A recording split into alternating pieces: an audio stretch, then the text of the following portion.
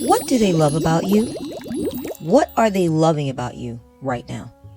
Hey Soul Tribe, my name is Diana, Psychic Intuitive, and today I'm going to be channeling a reading for you, a message for you on what they love about you. Now, you may have someone in mind, someone you wonder why they love you, why they're so drawn to you, and we can discover those answers here. You can assign a pile to that person. Before you are 4 piles to choose from. So you may have a person in mind that you're wondering what they love about you. This is mostly geared towards romantic readings, or a reading about someone you're in a relationship with, or someone you're dating, or someone you've been dealing with. It is by and large romantic, but I think it can be applied to any situation, so platonic as well. Just take it with a grain of salt. Take only what applies to you and leave the rest for others as we progress our way through the reading. Pile 1 is from the Nicoletta Ceccoli Tarot, and the object linked with Pile 1 is the Ventral Harp Seashell, or Harpa ventricosa. Pile 2 is from the Earth Woman Tarot, and the object linked with Pile 2 is the Japanese Babylon Seashell, or Babylonia japonica. Pile 3 is from the Enchanted Förhäxa Tarot, and the associated object is for Pile 3 is the Buccinum Whelk, or Buccinum undatum Seashell. Pile 4 is from the Sacred Sisterhood Tarot deck, and the associated object for Pile 4 is the Common Frog Shell, or Bursa Rana. Choose the pile that you feel most attracted to. You can apply whichever of these decks you like to a particular person. Like you could say, for instance, Pile 1 could be assigned to what does my boyfriend love about me? And Pile 4 could be assigned to what does my employer love about me. Just please take the readings with a grain of salt. If you know that the person you've picked is a platonic situation, then just ignore any romantic messages that are included as part of that reading and focus on the platonic aspects. And you can also sort of interpret the romantic energy, any romantic energy that comes up, and put a spin on it that's platonic. If you're still undecided as to which of these piles to go with, then you can choose based on your zodiac sign. I'm going to add these in a little bit. You may not have anyone in mind in particular. You may just want to know just what's lovable about you in general. And in that case, you may also choose based on your zodiac sign or your whichever deck you're feeling the most attracted to. Okay? All right, let's begin. I will add the zodiac signs beginning now. Pile 1 is associated with the Taurus, Cancer, and Gemini zodiac signs. Could be your sun sign or your rising. Pile 2 is linked with the Libra, Virgo, and Pisces zodiac signs. Sun or rising, you choose. Pile 3 is linked with the Scorpio, Capricorn, and Aquarius sun or rising sign. And Pile 4 is linked with the Leo, Sagittarius, or Aries rising sign. Sun or rising sign, sorry. So, feel free to choose whichever of these piles appeals to you the most or attracts you the most. Another possibility for this is you may know the rising or sun signs for a couple of romantic suitors, or prospects, or people who have been showing interest in you romantically, or maybe even platonically, and you can maybe use those signs to find the reading that pertains to you as to their perspective on why they love you. For instance, you may know a Taurus person who's showing a lot of interest in you or seems attracted to you, or you're in a relationship with, and so may assign it to pile 1 based on the Taurus zodiac sign appearing. And then you may also maybe have another romantic interest or someone you've been dealing with. It could be platonic also, keep that in mind, people, okay? But they may be a Capricorn, for instance, and then you would assign pile 3 to that person to figure out what it is they love about you. That's it. So go ahead and take your time if you have to. Choose your pile or piles, and I will catch up with you at your reading or your readings.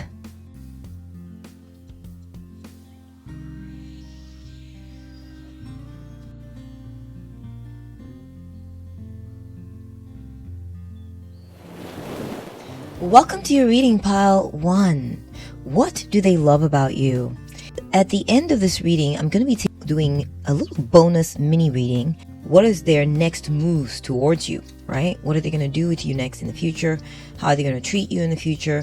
That kind of a thing. Just a little tiny mini reading at the end. You don't have to stick around for it, but I just thought I'd throw that in case you're interested in finding out. All right, pile 1. You chose the Ventral Harp Seashell. Beautiful, gorgeous. I love the coloration of this one and the striations as well. You may or may not have chosen Taurus, Cancer, and Gemini. And if you did not, that is totally fine. You may have just come here based on your intuition or the way this deck was looking, and that is completely and wonderfully fine. Okay, that's great. Okay, so let me get a feel for your energy here. What do they love about you? So powerful. I feel like what they love about you is your fresh energy. There's something very fresh about you. By that I mean you're just like effervescent. Oh, you're never stale. Okay, your energy is juicy and fresh. You're never like sluggish or anything like that. You're more free-flowing, kind of getting an impression of you getting up during the middle of the day or in the morning or whenever, but you've gotten your good sleep, and you're springy. Your eyes are alert, your energy is good, you're all there, and this is something they love about you. For some of you, you may have had children for this person. That's a possibility, and if that is the case, then they love this about you. Okay, that you're their baby mama or their baby daddy. Or okay, they may also view you as very fertile. Maybe they feel you've had kids already, and so they like this about you. Also, I'm getting that if this is not the case, and the children are not in the picture, and maybe are not going to be part of the picture for a while for you, maybe never, I don't know, but I'm just getting like they feel that things grow with you. Okay, the situation is growing, the situation is progressing. If you have anything going on like a business or your life in general, then things are booming for you. Things are growing, things are fertile, your business is growing, your money is growing. You may have a Midas touch. They may feel like the things you touch do well. Okay, your business ideas and everything goes very well for you. They feel safe around you. I feel like this person feels like your energy is very calm. You make them feel safe. Perhaps you're really into nature, greenery, that kind of thing, and they love that about you. Something very pure and natural about you. Maybe you don't wear a ton of makeup. Maybe you do wear makeup, but when you don't, your skin looks very fresh, clean. There's something very clear and clean and fresh about you. Your look as well. You may be very good at detoxing. Perhaps you eat a lot of salads or vegetables, and they love this about you. I'm also getting that there is prosperity is a big theme here for you, pile 1. They love that you are prosperous. Okay, you may do well or get paid well. They love that about you. They feel that you may use a lot of natural solutions to things. You're not very plastic, or like everything's natural. Like maybe they come into your house and you have wooden furniture, or when it's time to get medicine for something, you'd rather use a natural herbal substance than use maybe a man-made substance, something like this. You may have a lot of plants and trees in your home or around your home, and they enjoy this about you. They love that you're attracted to plants. You may have a green thumb and work well with plants and things like that, and they really like that. They feel that you're very down to earth. You like to touch things. You like to get your fingers and hands involved in things. You touch, you use your hands a lot, and this is something you love about you. You may touch them a lot. Maybe you are affectionate. Maybe you're good at giving massages, or maybe it could be as simple as you just placing your hand on their shoulder or their arm when you talk to them sometimes, and they love that about you. They may love your throat or your neck area. They may love that. They may think that it looks really pretty. You may have a very slim, or just the skin on your neck looks really nice. You may take really good care of your skin on your throat or your neck. This person could be just attracted to the throat and neck area, like we're talking like erogeneously. You know, they may really just be attracted to that part of your body. I feel like this person loves how reliable and persistent you are. Things persist with you. You're not a flake. You're not here today, gone tomorrow. You're consistent. You can be depended on. You're present. You're real. You know, you're down to earth. You're there. Okay. And this person loves this about you. They may also, just kind of going off of that, they may also like your chest, your breast, your stomach area. You may have very good looking breast or like stomach area. Your chest, your torso, they may like that. So throat, neck, just the front part of your body, they may really like that. Another part of your body that they may be drawn to is your arms, your hands. We kind of talked about that a little bit ago. They like, you touch, maybe you're big on touch, or that you hold their hand, or you touch them, or you rub them, or maybe you caress. They really like this about you. They love this about you, actually. They love your hands. Maybe they love the way your hands look. They're maybe drawn to your shoulders, your collarbone. That area keeps calling to me as far as what they love about you, pile 1.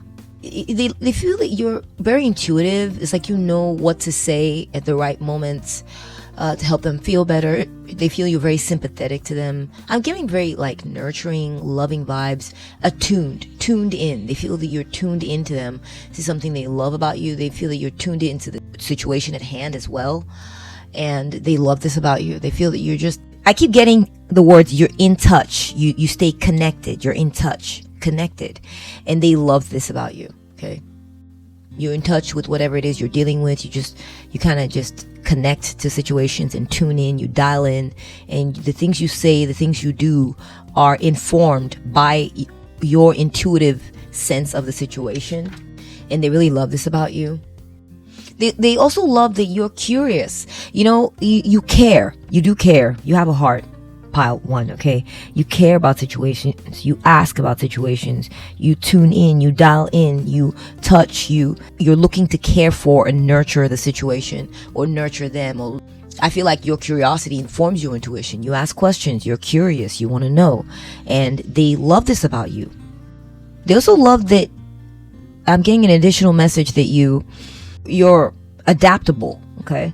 You fit into multiple situations. If they are feeling chill, you know how to sort of adapt yourself to this. If they're feeling frazzled, you can adapt yourself to that. If the situation's crazy, they feel that you know how to like adjust yourself and adapt to a situation that's a little bit crazy, and so you know how to like handle it, navigate it. You're a good handler. I keep getting handler, handle. Wow, pile 1. Also, I feel like you don't allow yourself to be a victim. This is something else they really love about you. You don't allow yourself to be victimized by people or situations. You pretty much always come out the victor. So if you're dealing with a situation where it's like, like I said, yeah, remember I mentioned earlier, things are a little crazy or whatever, they feel that you are able to dominate and become victorious in situations like that. It doesn't overtake you. You handle things. Okay. You know how to handle things. Pile 1.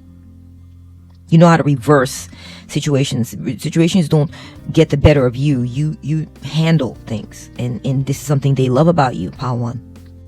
They feel that you're also very good about knowing when to sort of set yourself aside or set things aside or sacrifice here or there in order to get a reward later.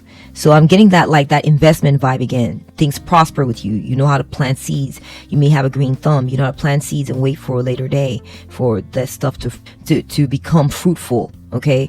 So an example could be, again, like I said, planting or gardening, or investing in situations, like going in and being like, okay, maybe they'll notice that you go into a certain situation and it's not great, but you're wanting something from the situation, but you're realizing right then is not the time to get it. So you know how to like tend and care for and wait and set that aside, and then later on when you come back, you get whatever it is you're looking for tenfold, because you knew when was the right time to try to get something out of it, and when was the right time to tend to it.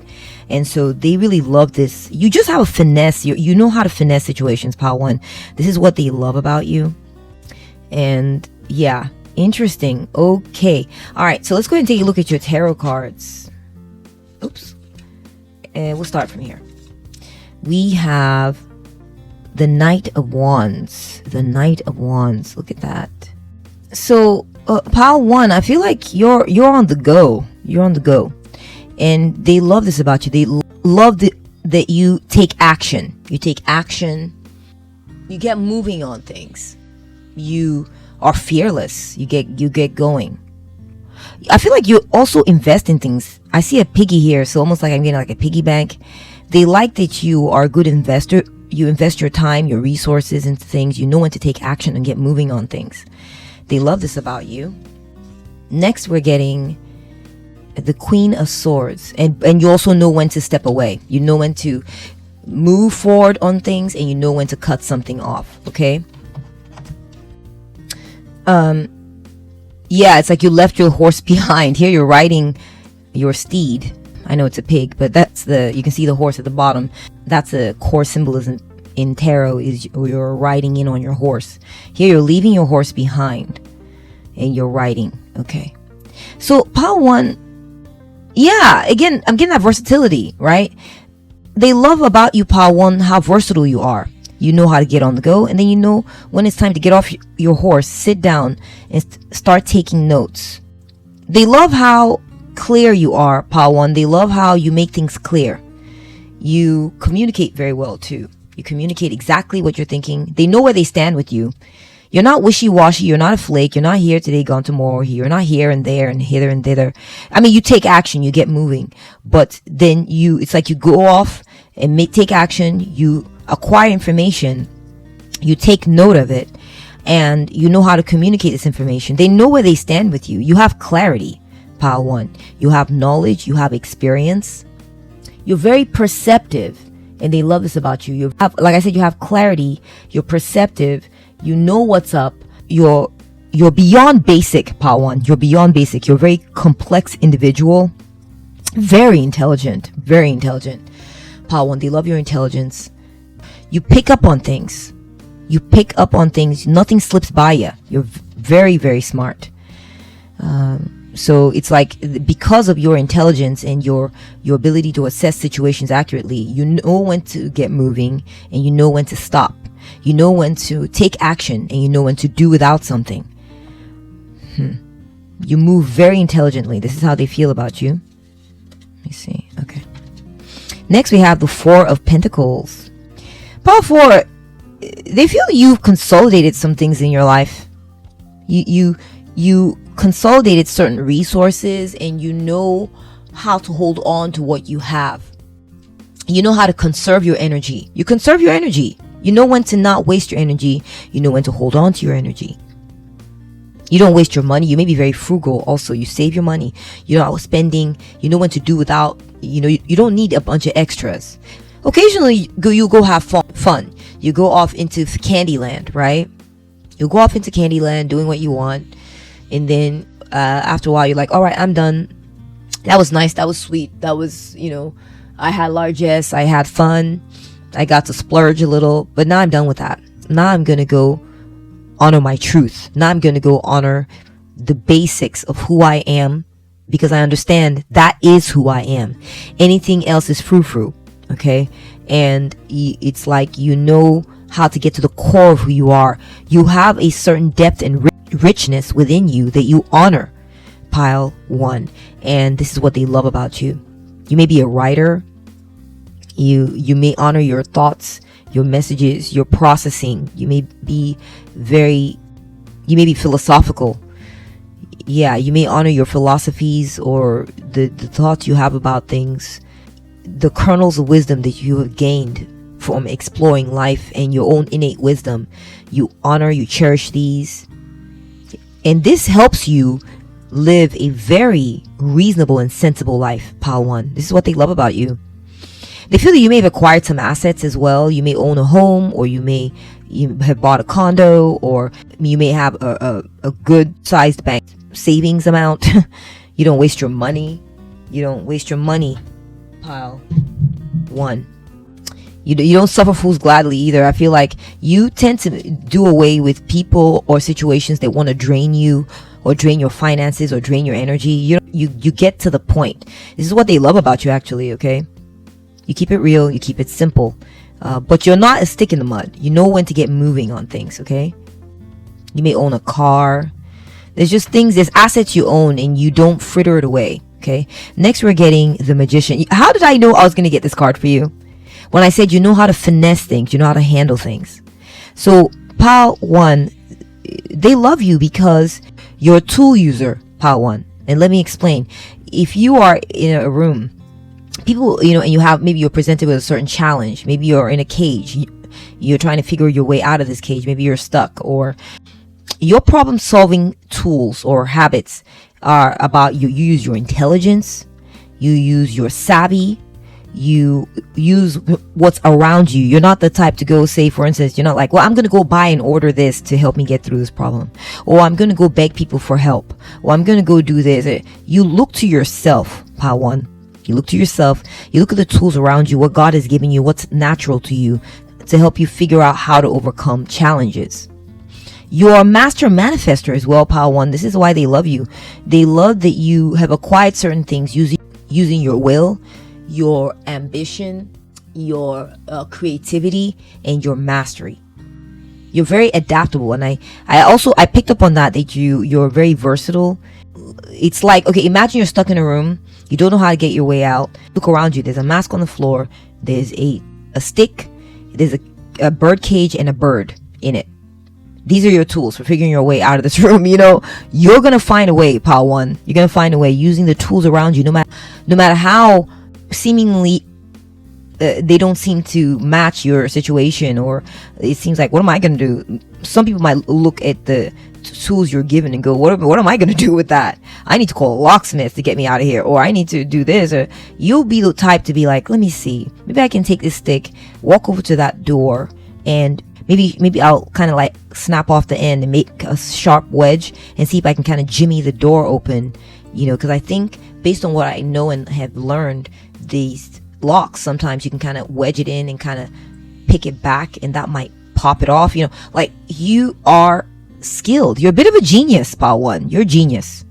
You're very intelligent. You may have a very high IQ, or you're just very clever. You're very clever, Pile 1. This is something they love about you. If they were ever stuck in a situation with you, they've watched you operate like this, and this is how you hold on to your funds. This is how you hold on to what you are. You keep it simple. You focus on what's there. You're a genius. You know how to find the answers that lay around you to help you solve whatever challenges before you, okay? You don't need a lot. You may not even need them. This is part of why they love you, okay? We have the 7 of Swords, okay? So, Pile 1, I was kind of picking up on this earlier, but I'm getting more confirmation on this too now, is that you know how to avoid people who are not right in the head, okay? You avoid people in situations that aren't right for you, that aren't right in the head, that don't honor your emotions, that don't honor being good to you or honor your emotional needs. You tend to stay away from situations like this. You're very tactical. You got good strategies. Remember, you're a woman of the mind. So it's like this person may have tried to manipulate you or something, or maybe they tried to see if you could go this way or that way, and the choices you made and how you handled each situation or challenge that came up amaze them. They've gained a new level of respect for you based on the way you chose to respond to that situation. They've seen you walk away from people or situations that wanted to drain you, wanted to pull you off center, right? Or knock you off kilter. You walk away from destabilizing people or situations. They love this about you. They love that I feel like you may have made a break for it or something at some point. You may have made a break for it and walked away from them. It's possible you walked away from them, or you walked away from devious people, or someone who was trying to trick you or something like this. They either heard about this or they saw you do it, and this is what they love about you. Okay, you walk away from liars, thieves, deceivers, and you don't behave in that way. Also, you're truthful, Pile 1. You're ethical, you're clear, you don't play games. You don't play games, Pile 1, okay? What you see is what you get with you. You may be the type to maybe not wear a lot of makeup. That's possible. And they like how you don't deceive them. you know how some men, when they see, these days, I don't know if you guys have heard about this, but like the whole, some men, when they meet a woman, she looks so beautiful, but when they get to know her, they find out she's wearing extensions or wearing a wig, or her makeup's kind of like, when she takes her makeup off, she looks quote unquote totally different. That's what they think. Or you wear underwear that shapes your body, and they don't like this. Not all men are like this, okay, but some men can get very funny about that. They just feel like, I'm getting a message that there's someone you're dealing with who loves that what they see is what they get with you. Okay, so if you don't wear a lot of makeup, Pile 1, if you don't, you may wear makeup and a good amount of it. I'm not saying you don't, but I'm saying if you don't, or when you don't, this person is really appreciated that you're fine with who you are. Basically, you do without unnecessary stuff. Sometimes you put it on, sometimes you get dolled up and do the extras, but you also do without those extras. You spend time without all those extras. Okay, so this could be, or maybe eating out too much, or wearing too much makeup, or overspending, or being lavish, or doing any excess. You tend to cut back on that, and so they get to see the real you. They get to see the basic you sitting in your home, writing your journal, like you're a little girl.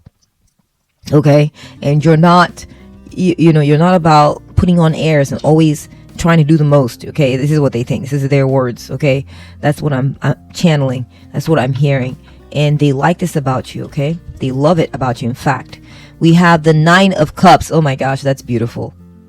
They love about you that you're satisfied, Pile 1. They're satisfied. They love that you're satisfied with what you have already. You just do your baths at home. You do have salt baths and things. You take care of yourself at home. You write in your journal. You save your money. You make do. It's kind of like you play close to your chest. You're not too you do have an adventurous side. Don't get me wrong. Okay, Pile 1. But this is how they view you. Okay, so this is how they view you. So take it with a grain of salt. They may not fully understand you. Remember, this is through their eyes, what they love about you. Okay, so even if it's not entirely accurate, understand that this is what they love about you. This is how they perceive you. All right, even if you don't believe in this, understand this is how you are viewed and what they love you for. But they feel that you're satisfied. You're pleased with what you have. You seem very content. This is what they love about you. You're not grasping. You're not looking for more. You're not desperate. You're not greedy. Okay. Also, they love about you that you do get into your luxuries. You pick and choose what those luxuries are. Okay. And it's like you pick and choose luxuries that are sustainable. Also, that's what I'm getting. You're not going out every weekend and buying a Gucci bag every weekend. That's not sustainable for most people. Okay. They feel that your luxuries are like bath time or teas, or certain fancy teas or herbal mixtures, or maybe not cheap, but like sustainable. You know what I'm saying? And these are the things you get into. They love that you do a lot of self-care. They love that you go for walks.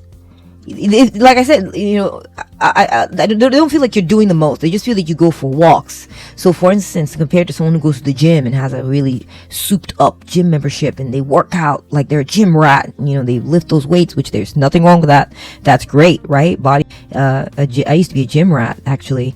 But now I work out at home. I do calisthenics, okay? But they feel that you're not doing the most, okay? You kind of keep it chill, and you You go for walks around your neighborhood. They love this about you. They've seen you walking around your neighborhood. That's a message coming through. I also feel that they love about you that you've got your treats. You definitely get your treats. You definitely get your treats.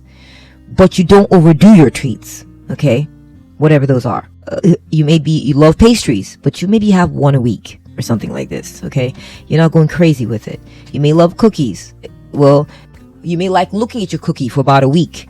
Maybe while it's in its wrapping before you eat it. Okay? They love this about you. They love that you surround yourself with your luxuries, but you're not overdoing it somehow. Okay? You're not overdoing the luxuries, though you surround yourself with them at times. You have your luxuries, but you don't overly splurge and go nuts with it. Okay? Fascinating. Okay, you're a very interesting character, Pile 1. This is what they love about you.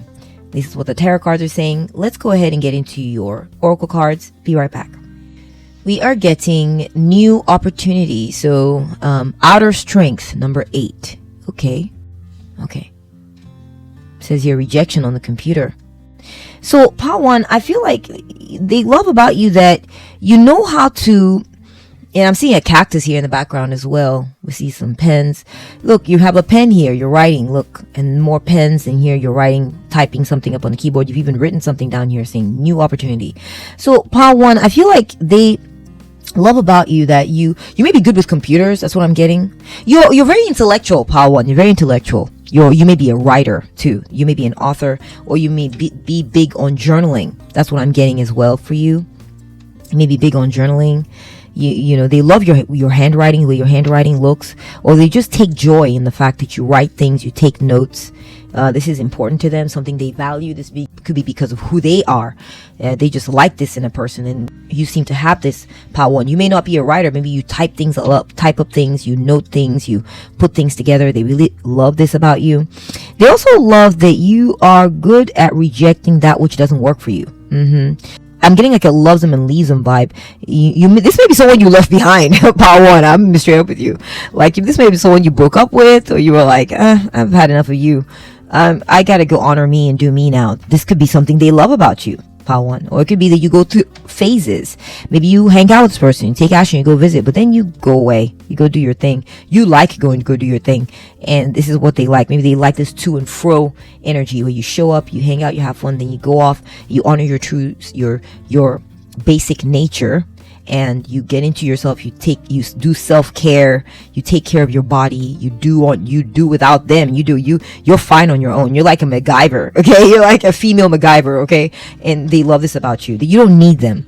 So I feel like maybe they felt rejected by you at times. That's a possibility for just a few of you.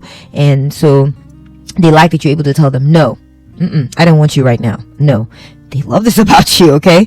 I'm also getting that they love about you, Pile 1, that you may have dealt with some issues, maybe some situation that didn't work out that great for you. Maybe you were rejected, or you did without. Maybe someone rejected you, or maybe you applied. Maybe they were aware of your journey when it came to applying for jobs or something like this. And even though you dealt with rejection after rejection after rejection, you didn't focus on that. You focused on new opportunities, and you created new opportunities for yourself. Maybe you tried to work out a relationship with this person, and it didn't work out, or there was something you tried to do with them and it didn't work out, but you went ahead and quickly moved on to create new opportunities for yourself. You're not dependent on them like that. This is something they love about you. Next, we're getting transparency. Honest, authentic, genuine, and present. Okay. So, Pile 1. Pile 1, I feel like they love how honest you are. They love how honest you are, Pile 1. They feel that you're very present to yourself. Like I said, you're not putting on airs. You keep it very real. You say no when you mean no. You say yes when you mean yes. They feel like you're truthful. And they love this about you. They also love your genuine energy. You know, if you show up, pile 1, they can trust that you're actually genuinely interested. You're not playing games. You're not manipulating them. You're not trying to, maybe act like you're one way so you can try to get something else from them. They feel that if you say, I like you, or I like this, or I want to show up here, or whatever, that's genuine truth for you, pile 1. Okay? Next, we're getting Malibu Barbie and Christy. So, pile 1, I feel like they love you because of, for some of you, they might love that you have friends from all, and people you deal with that are from all walks of life. They may feel that you are not all about just people who look like you, okay? You understand the connection that exists between you and people who may look a bit different from you. In fact, they feel that you focus on the similarities that you have with other people rather than the differences. And they really love this about you. They feel like you see through, because, remember I said, I mentioned earlier, they love about you that you're very insight perceptive. You are able to perceive the clear similarities between you and others. And you may even enjoy the differences between you and others. Okay? I feel like this person loves about you that you know how to be like, you know what, I get it. Like, my comfort zone is being linked with people who are different from me at times. You derive a certain joy from that. Perhaps you enjoy the similarities and you enjoy the differences because you understand that means there's a richness that you can tap into that's now available to you that you didn't have before, or that you didn't have that you don't have when you're by yourself. Maybe you don't have when you only hang out with people who are like you, or when you only stick with people who exactly like you. You seek out differences because you understand that there's a richness that's available for you to tap into that you wouldn't otherwise have if you just hung out by yourself or hung out only with people who look like you. So this is something they love about you. They love that you have so much going on for yourself. You have different aspects to yourself. You're different, pile 1. You think outside of the box. You don't do typecasting. You in fact, you derive joy in the variability and you understand the variability and diversity is the spice of life, and you enjoy that. In fact, you love it that way. I'm also getting an additional message I'm getting is that your skin tone may change, and that's just for a few of you. Perhaps you enjoy your skin tone turns lighter during the winter, and then during the warmer summer months your skin darkens, and they love seeing you in different shades or colors, something like this. They also like that you have friends, pile 1. They feel that you know how to do friendships. You know how to do friendships, pile 1. You're not a loner like that. You have your moments where you're friendly, and then you have your moments when you're by yourself, for sure. But they love that you're not a loner, like in a sort of like to the extreme. Okay, you're not a loner to the extreme. This is something they love about you. They love that you surround yourself with other pretty people, or I feel like this person likes seeing you with your friends, and maybe they feel that you have pretty friends or something, and they like seeing you hanging out with your friends, and that makes you seem more in their eyes for some reason. I don't know why. They just like seeing you be social, and the fact that you have friends, and that your friends sometimes look different from you, from different walks of life, or they just this spiciness going on around you that they really enjoy and love about you, pile 1. Okay. Let's move on to your next set of oracle cards. We have Umbuya Nihanda, Radical Rebirth. You changed, pile 1. They've watched you change and transform. I'm getting again like friendships. So pile 1, I feel like this person, they love about you that you have surrounded yourself with powerful people, pile 1, who are there to protect you and who are good allies. You choose your friends well, pile 1. That's what they feel about you. That you don't suffer fools gladly. You don't hang out with just anybody. You hang out with people who are substance, who are value, who have power, and people who make you feel safe. Perhaps that you make them feel safe. This is something they love about you.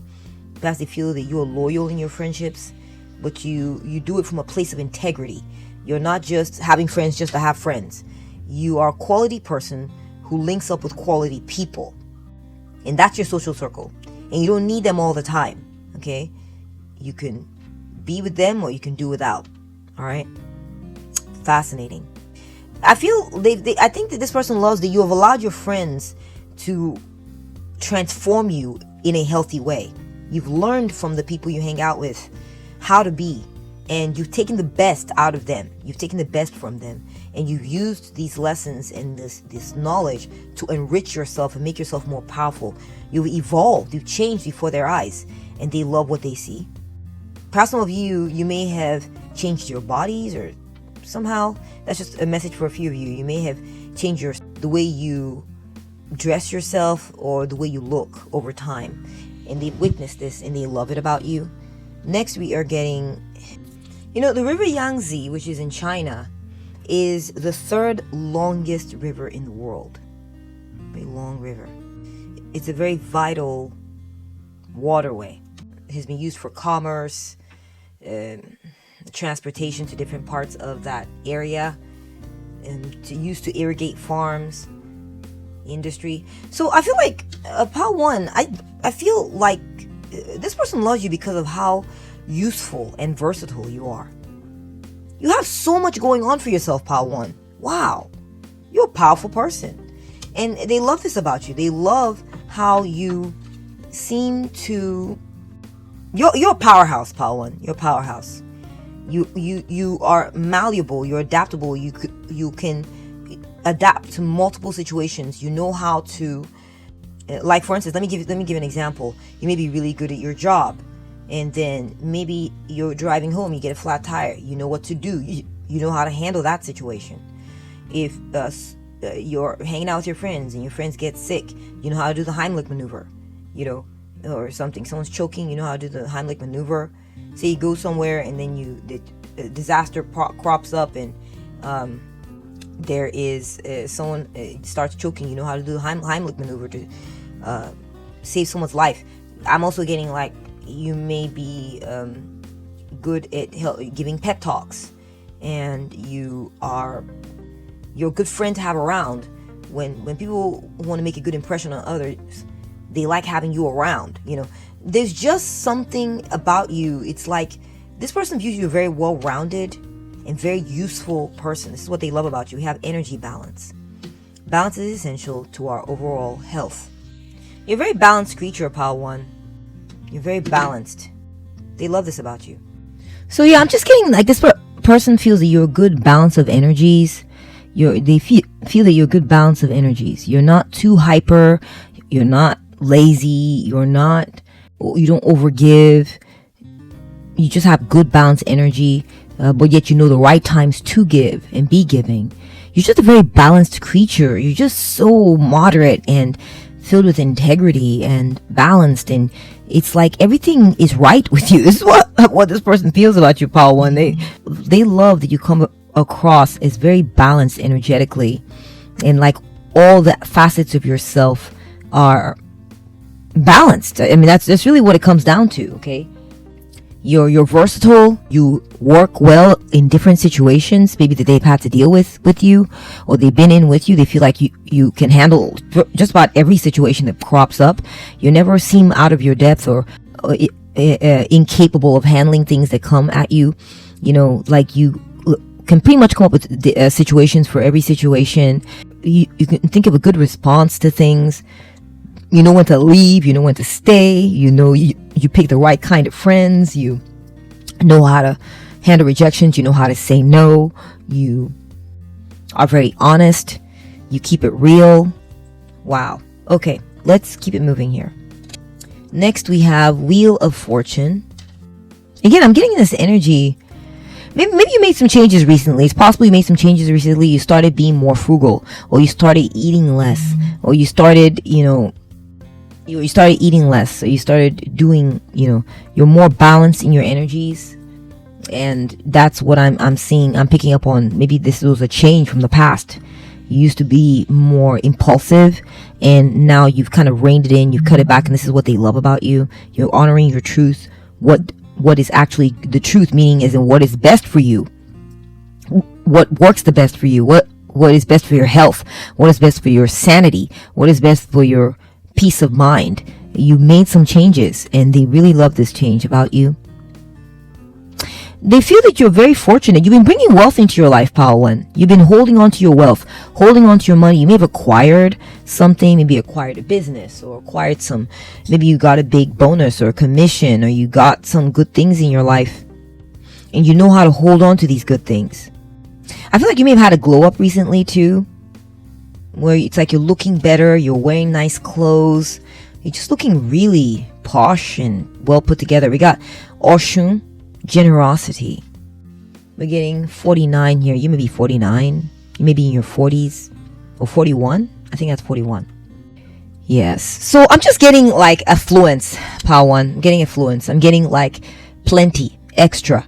So you are holding on to your money. I see a chest here. You see the treasures, and there's a lock and key, you see? And then Four of Pentacles is about holding on to what you have. And here there's plenty. Oshun, the goddess Oshun represents plenty, a time of abundance. So Power 1, they love about you that you're well off, or that you're acquiring assets like a car or home or things of value, and you're holding on to it. Things are being added onto you, and it's showing. Okay, but it's like you're not throwing it away, you're not spending it away, you're not losing it, you're holding on to it. This is what they love about you. Things get added onto you and they stay. Good things like nice clothes, good jewelry, savings, money. Maybe you got a big commission. I'll just shoot from the hip. Maybe you got a $5,000 or $50,000, some kind of amount came in and you saved it. You don't overspend. And it's adding to your wealth. Or you may have acquired a home. You're taking good care of this home. It's added to you. It makes you seem very appealing, well put together. We have non-judgmental. You could always make someone feel good, even if they made a mistake, because of your non-judgmental attitude and your ability at helping people remove the judgment that they placed on themselves. So Power 1, this person feels that you're really good about, even though you have all this money and largesse, and there's some sort of richness that you have physically, materially, okay? And you're not uppity with it. You don't act like you're better than everybody else. You don't act like you're better than them. You keep it humble, Power 1. You keep it humble.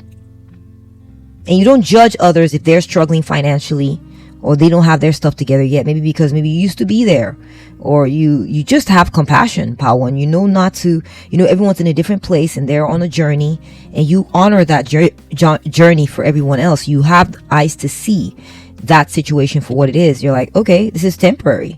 All situations are temporary. I'm not going to hold that against you. You are who you are, and I feel like this person really loves this about you. I feel like this person, maybe they've struggled financially, and yet they feel like you don't hold it against them. You don't look down on them. You don't judge them if they're struggling financially while you're doing well or anything like this. You don't judge them. Okay. Yeah, I see that things are really thriving and growing with you. This is part of why they love you. This is what they love about you, is that it's like you have the Midas touch. Things do well under your care or under your handling. Okay. Fascinating. All right, let's go ahead and take a look at your next set of energies. We have Lourdes Baths, renewal. I am refreshed with the light of love.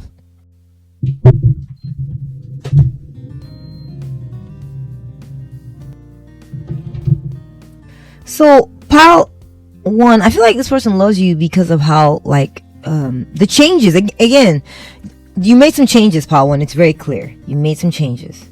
You may have forgiven something, or you may have let something go, or you may have let something go out of your life. You may have allowed yourself to let go of some grudge you're holding against them, or maybe you allowed yourself to be renewed. Maybe you detoxified yourself. Again, maybe I'm getting that vibe, like you upgraded your health, or you made some changes to your diet, or the way you look, or something like this, and I feel like they feel that you look, the glow is beautiful on you, Pile 1. The glow is beautiful. They love this glow of renewal and change that you brought about yourself. You know, here we're seeing Lourdes baths, and here with the Nine of Cups, there's a woman in a bath. So I feel like this person really loves about you that you do self-care bathing. You take good care of yourself. You soak, you detox, maybe with flowers or herbs or petals. You smell good. This person might think that you smell really good, and because you're always so clean and, you know, and fresh. You know, I got fresh energies from you, I think, right at the first, when I was doing the psychic part of the reading, when I was doing the sort of energy vibe, I'll call it an energy or vibe reading. They like your fresh. You smell fresh, you look fresh, and it's these baths that you take, or some sort of self-renewing ritual that you do, Pile 1. It could be symbolic too. Maybe you're not big into baths. Maybe it's just about the fact that you take the time to emotionally renew yourself. Maybe you do meditations and you clear out your energy. Maybe you work in your garden and you work in the fresh air and sunlight, and this renews you and cleanses you and takes out old, stale, like the funk of grudges, the funk of old negative energy, or, you know, stuff like that. You know how to clear, renew, cleanse yourself, and cleanse yourself energetically. And I feel like this person either thinks they love the way you smell, they think you smell really good, they think you smell really clean. Again, we're getting the neck and the clavicle. Yeah. So I feel like this person loves your neck, your clavicle, your chest area. They love the look of it. They think it's very pretty. They love looking at it. They want to get in on it. Maybe they feel their eyes get attracted or drawn to that part of your body a lot. They love your hands, like I said earlier. And I think for a few of you, they love your hips and your legs. I'm not gonna lie, I do see hips and legs popping up here, but mainly it is your clavicle, your shoulders. There's something about the way your torso, your bust presents that they're just smitten by. Okay, they really, really love that about you. Next, we're getting contemplation. Yeah, so this person, Pile 1, they've thought about you a lot. I feel like they love how thoughtful you are. They love how thoughtful you are. They love how considerate you are, Pile 1. They love how you consider situations. You consider them.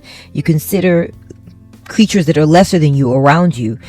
You consider the environment. You consider your impact on the world. You consider the impact on things, how things are going to play out. You're not thoughtless, Pile 1. You consider things deeply. You come away with good assessments, and you when I feel like you do, they love you because they feel that your thoughts and your processing is productive. It's not just spinning your wheels in the mud over and over again, just going over and over what hurt, what sucked, what hurt, what sucked. But you're thinking for solutions. You're thinking for resolutions. And it shows, Pile 1. Whenever they see you, they feel like you've come to some new resolution, some new assessment, some new understanding, and you've cleared through baggage. You don't just sit with the old. You cleanse, you renew. Okay, Pile 1, beautiful. You gotta trust your intuition. Yeah. So they do feel that you're very intuitive. I picked up on that. You're dialed in. You're tuned in, and so your information source is not stuck to a pool of this sort of stale, limited thoughts and emotional energy that just keeps going around in a circle. It's being informed by your considerations, which you're very intellectual. I see that. You're maybe even philosophical. This is what they love about you. You're also always dialed in and tuned in. You put your feelers out to get what's going on there, to try to understand what's happening. And this gives you new information, which you then use to inform yourself. So it's like your knowledge base, your understanding of the situation is always growing. It's always evolving. You're never stuck. You're never stale. You're never stagnant. And I would say that you're not big on grudges, Pile 1. I think this is what this person loves about you. You're able to process through and work through things and keep it pushing. Okay? Right into the waters of subconsciousness too. I see that coming through. They feel that you're able to intuit what is happening, and you trust your intuition and you go for it. So they trust your intuition too. That's what I'm getting, Pile 1, is that this person trusts your intuition. and it's based on your emotional intelligence. This person feels that you're very you have a very high emotional IQ as well. You know how to process things, you know how to work through things, you know how to handle your own emotions properly. You're very balanced in how you handle your emotions. Even if you're hurt, even if you feel rejected, even if something goes wrong, you know how to then be like, okay, all right, I'm going to correct this. I'm going to correct what's going on within me. What I have control over is what's going on inside of me. So I'm going to work with this and clean that up. And so therefore, there's your power. And they love this about you, pile 1. You may be 23 or in your 20s.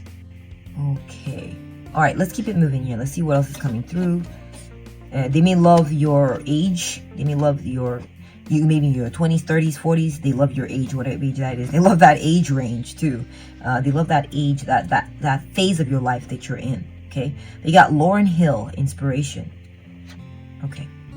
Pile 1, you may be very talented. You may be like a writer or a poet or a rapper, or you may be you may be a great creator of very quality prose or stories. You may be a very good communicator, and it's something they love about you. You may also have a lot of like accomplishments. Perhaps you are very skilled at something and you've gotten a lot of like praise or recognition or awards for something, maybe in your past or maybe currently, and this person's aware of it and they love this about you. Yes, they feel that you have dignity about you too, pile 1. You have self-regard, self-esteem.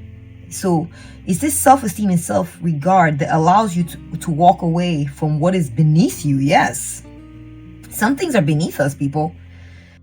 I'm telling you that there's something about you. You carry yourself with a certain dignity. And it is all these accomplishments that, I don't want to say they've gone to your head, but it's in the background. It's your field. It's in the field of your energy that you're a prized person. You're accomplished. You've accomplished, even if you don't have awards, you've accomplished certain things in your past that make it's clear, pile 1, that you're a quality person. It's clear. And they're inspired by this, pile 1. You inspire them with your accomplishments. Next, we're getting 10, the coupling. Yeah, so this is a swan I'm seeing in here. These beautiful white flowers. You have this, it's almost like your royalty, pile 1. I feel like this person loves about you that you carry yourself with such class. I mean, you have a very posh vibe, pile 1. I'm gonna tell you right now, you got a posh vibe that this person really loves about you. You carry yourself, you're very regal too. You have this sort of like regal attitude about you. You enjoy the finer things of life, like nature and beautiful refined things. I'm getting opera, or you may enjoy you have refined tastes, and this person really loves this about you. You're very graceful. You move in a very graceful way, and you not just physically but also just your moves, the actions you take, the things you do, very graceful. I also feel like you've transformed. Some of you may have been like an ugly duckling, and I don't mean that in a disparaging way, pile 1, okay? Because all kids are cute, okay? In my opinion, all kids are cute. There's youthfulness there, and that's beautiful, no matter who you're looking at. But I also feel like maybe you definitely had a transformation, pile 1, definitely, where it's like maybe you were a bit more awkward, or you just weren't as glowed up and as beautiful as you are now, pile 1. You are not. And they've seen you undergo this transformation where you wear certain accessories now. I'm seeing earrings, bangles. Now I'm seeing like a beautiful tiara or a little headband that's like gilded or something. You wear, I'm seeing it here too. You wear beautiful jewelry, pile 1, okay? Or whenever you do wear beautiful jewelry, they love what it does for your appearance. They feel that it makes you look like royalty or someone of very high status, and they really love this about you. Yeah, they feel that they feel very sure about you. You make them feel very confident in you. They feel like you're very confident. now these days. Maybe not awkward, maybe you used to be not as confident about yourself, and now you come across as very confident of yourself. And it's not a cocky thing, it's just you're very sure of yourself now. It's based on facts, it's based on life, it's based on experience, it's based on self-reflection, it's based on the journey you've been on, it's based on the experiences you've had and the accomplishments you've had. There's a certain surety you have about yourself now, and they watch this transformation and they love it about you. We're getting the coupling also, pile 1. I feel like this person, what they love about you is that you have learned to, it says, I put on a mask when, okay. They love that you may have become part of a couple. That's maybe why they love you. Maybe you are in a relationship with them. Okay, this is part of why they love you. You chose to be with them, and they're like, oh my gosh, I love pile 1 for this. I love pile 1 for choosing me. I love pile 1 for partnering up with me. Okay, that's one message coming through. I'm also getting that you may have united, aspects of yourself. All right, you may have gone through, and if you're not in a relationship, whether you are, whether you're not, this person loves about you that you have now amalgamated or coupled together aspects of yourself. You're no longer, for example, I'll give you an example. Maybe you used to only let's come up with an example. We'll say maybe when you used to go to work, you'd be very serious, and then when you come home, then you laugh and joke around more. But lately, you've been letting yourself laugh and play at work as well. And so they feel like you're starting to become more integrated, more whole, more wholly yourself. And that you stop putting on a mask. It's almost like you used to mask yourself in certain circumstances, and they feel you stop doing that. Here we're seeing a mask here too. It says I put on a mask when, and we got a mask. So I feel like pile 1, they feel that you used to cover up who you were, and look, we're seeing a mask here too. It's kind of a blindfold, but yeah. So there's something that's covering your face. Okay, that's a vibe I keep seeing. So I think they feel that you used to maybe mask yourself and mask certain aspects of yourself, and you no longer do that. Which this is something they love about you. That you now let the beauty of yourself shine through. So you may have gone through like an awkward stage where you're a bit more shy, or you hid some things about yourself, and now you're bringing that part of yourself forward, and they really love this about you. Now I'm also getting an additional message coming through, is that you may wear costumes. It's possible, just for a few of you, you may like to maybe do Comic-Con or play dress up or put on different masks or something like this. Maybe go to a masked ball or go to the opera or something like this, and they really love this side of yourself. They love that you like to play dress up, or you like to put on a different persona or act or do something fun like this. Okay, this is something they really love about you.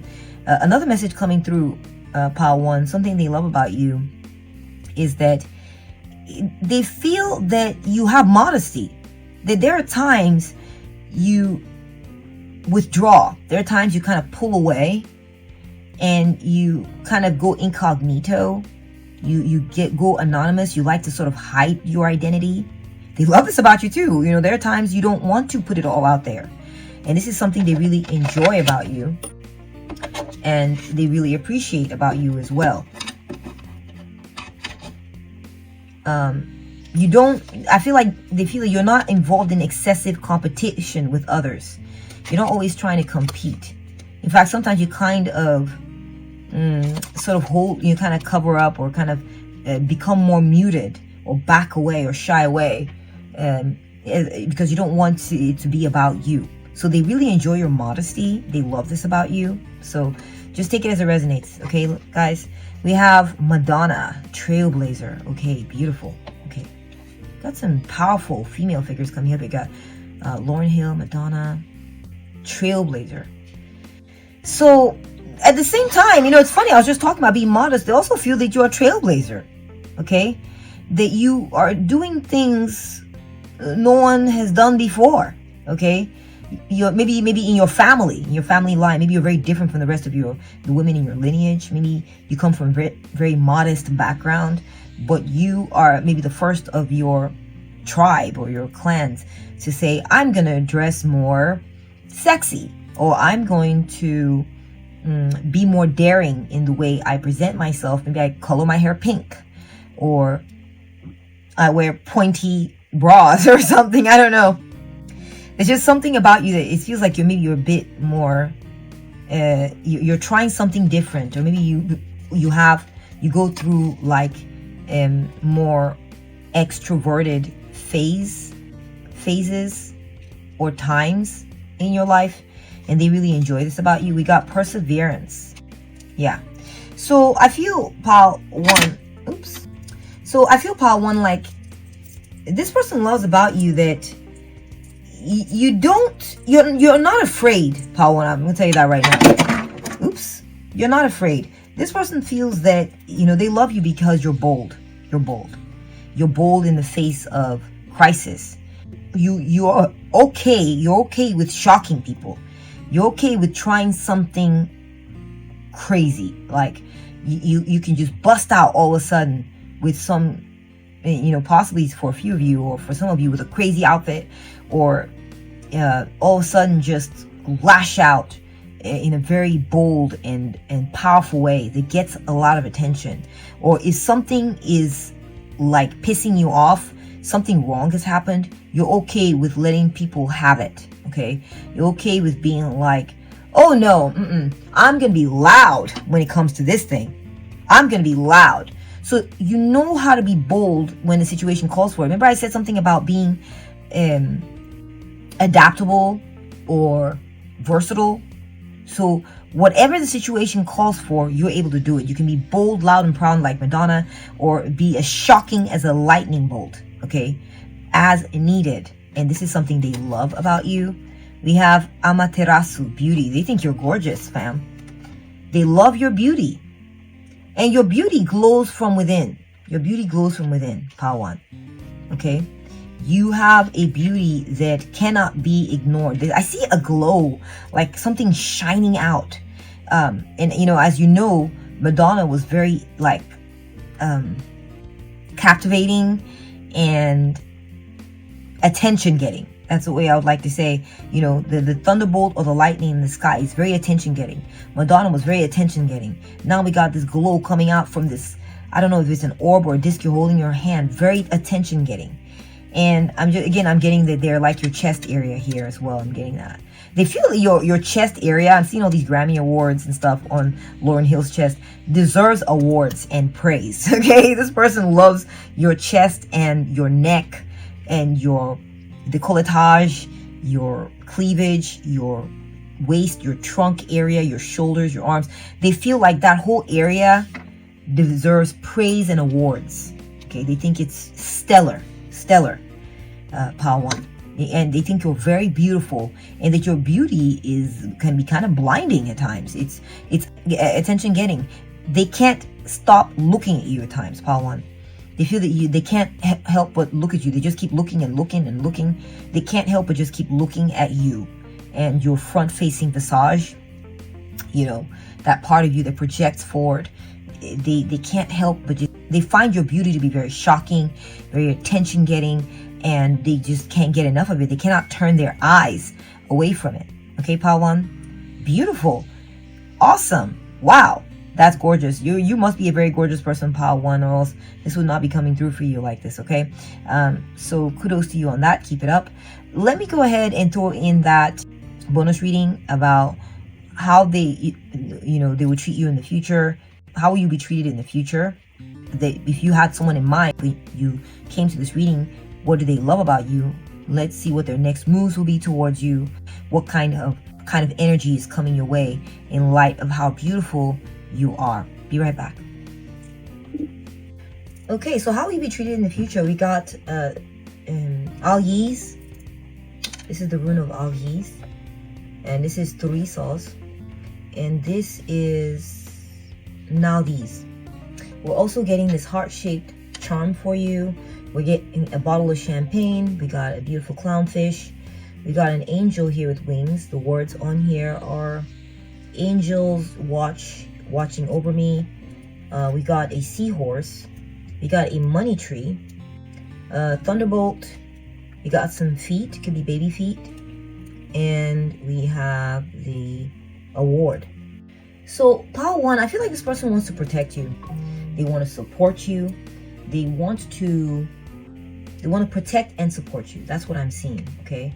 I feel like this person may be a powerful person in your life, or this person has their own powers that they bring to the table to help support you and move you towards what you want in life. You may have gone through some sort of unexpected change, and I feel like maybe this person is wanting to help you through the situation. That's just a message for a few of you. I'm also feeling like this person wants to make big changes for you, okay? They want to make some major changes for you. That's what I'm seeing is going to be happening in the future. They're going to be making some major changes for you. They're going to support you. They're going to protect you. And they're going to make some changes for you. I feel like this person with Libra here, I feel like you can expect gifts from this person, okay? It's actually now these. I feel like this person is going to be very patient with you. And if you've been dealing, this person's had some difficulties, or there's some difficulties in this connection, I feel like this person is going to be very patient with you as you guys pass through this difficult situation. They're going to be learning a lot, and they're going to support you and make changes as you deal with or weather these difficulties, okay? There may be difficulties that you are already dealing with. That's what I'm getting, okay? I'm not saying that there's going to be difficulties. I'm saying that if there were already difficulties, then I feel like it's going to be patience, it's going to be support. I'm seeing concerted energy and efforts being put towards you, Pile 1, to help understand, navigate, and grow through some challenges. Now, it's possible that there are some challenges coming up, but you should know that if there are challenges coming up, maybe you're already aware of this, know that it will be a learning opportunity. They will learn through these challenges with you, okay? It's not just going to be for nothing, okay? I do see love coming your way. I feel like this person is going to love you. They're going to love you. They're going to celebrate good times with you. There's going to be some sort of success in this connection or this union that you will be celebrating. I feel like they want to celebrate with you. Maybe you have personal successes that they want to celebrate with you. Celebrate the milestones, birthdays. I'm seeing champagne. Could be a wedding. Could be an engagement. If that's something that's a possibility based on the way the connection's going. I see a party coming up. So they may just want to party with you. It could be as simple as that. Or it could be that there's some kind of special occasion coming up that they want to celebrate with you. They want to joke. They're going to joke around with you. They're going to have fun with you. They're going to play around with you. I feel like, again, they want to be there to protect you. They're going to be like a guardian angel for you. They want to protect you through difficult times and difficult moments. This person is going to be a gift that keeps on giving, okay? It may not be just financial. It could be just their resource of their time, their attention, and their presence. Being there, a tree is a very solid thing. It's rooted. I feel like this person wants to be there for the long haul. They're going to be there for the long haul. And they want to be a presence that's always giving. They'll always be giving you something. I don't know what it is, but it just feels like it's possible it's money. It's possible it's money. It's possible it's financial resources. They will always be taking care of you. If it's a business or something like this, if it's a platonic thing, then I feel like this person always wants to be doing business with you, always wants to be bringing. There'll always be like benefits or bonuses or commissions or pay or tips or a paycheck or something like this, or profits. That's what I'm getting also. I feel like this person wants to shake things up a little bit too. That's what I'm getting. They want to shake things up. They want to grow with you. This person's going to grow with you. They're going to shake things up with you. There's going to be like a growth spurt. That's what I'm seeing also, okay? It's going to be, I feel like you've been going like this, maybe up the tree with this person a little bit. Also, there's going to be like this big, schism, and then things are going to jump up. And there's going to be this big time growth in the connection with this person, okay? And it's going to yield big things. This person may have a kid with you if it's romantic or you're thinking it's moving in that direction. They may have a kid with you. I'm just seeing progress, being on a path, moving forward. It may be that it's either a kid or some enterprise or some sort of a new thing will be birthed. Maybe like a business opportunity or something like that between the two of you. I feel like this person is going to honor you. They're going to reward you. They're going to give you that acknowledgement that you're looking for. They're going to be like, you know what, gold star, kiddo, or you're the one, or man, you deserve a prize for that. There's just going to be this acknowledgement or that they're going to bring your way. They're going to maybe give you a gold star or acknowledge you or give you an award or deem you to be a prize of some type that they're going to want to show off to others. And that's what I'm seeing in the cards for you, Pile 1, when it comes to what they love about you. And also we just concluded a bonus reading, mini reading here about how they're going to treat you in the future, what's to come in the future. And I hope you enjoyed this reading. If you did, please give it a thumbs up. If you found it resonant, please give it a thumbs up. And let me know what part of the world are you watching from. And I would love to hear your story. Take good care of yourself. And I'll catch up with you at the next one. Bye. Welcome to your reading, pile 2. What do they love about you? Let's move your number into the right corner over there. You chose the Japanese Babylon Seashell. Very beautiful markings. Or Babylonia Japonica. And you may or may not have chosen Libra, Virgo, and Pisces. And if you didn't, that's perfectly okay. If you chose this based on your intuition, this pile based on your intuition, that is exactly right. That's totally fine. Now, energetically, what I'm getting for you, pile 2, the reason why they love you, what do they love about you? Of your down-to-earth energy, okay? You're very grounded. That's what I'm getting, pile 2. And what I mean by that is that you touch down to the basics. You're very practical, and you're not too fancy. You know, if you have your fancy moments, fine. You know, if you are kind of on the fancy side, that's totally fine too. Just saying that you have these qualities where you're very practical, you're hands-on. You know, you're the type that might get dressed up and ready to go to the opera, possibly, but then on the way out the door, you notice some things are amiss, so you clean up, you put things aside, you take care of some practical details. You know, maybe someone needs something, you go ahead and put together a meal real quick while you're dressed up really nicely. You know, you take care of, you attend to practical details. You're down to earth. Maybe you're not a cook. It doesn't matter. The point I'm trying to make is that this person feels that you don't shy away from the nitty-gritty, the practical details of life, and that you're very down to earth. Okay, this person feels that you're friendly. This is something they love about you. Yeah, this person feels that you're very friendly. Okay, they love your friendly energy. They like your ability to communicate, to concentrate. I'm sorry, I meant to say concentrate. You concentrate on things. I feel like you're a person of the hearth and the home, meaning that you tend to the details of the home. You're not the type to get dressed, go out there, show the world yourself while your house is a wreck. Things are falling apart. You know, nothing is tended to. You know, things are in a complete mess. No, you take care of your home details first. Your home is together, pal. So I don't care if your home is messy right now. Compared to most people, you take care of the details of your home.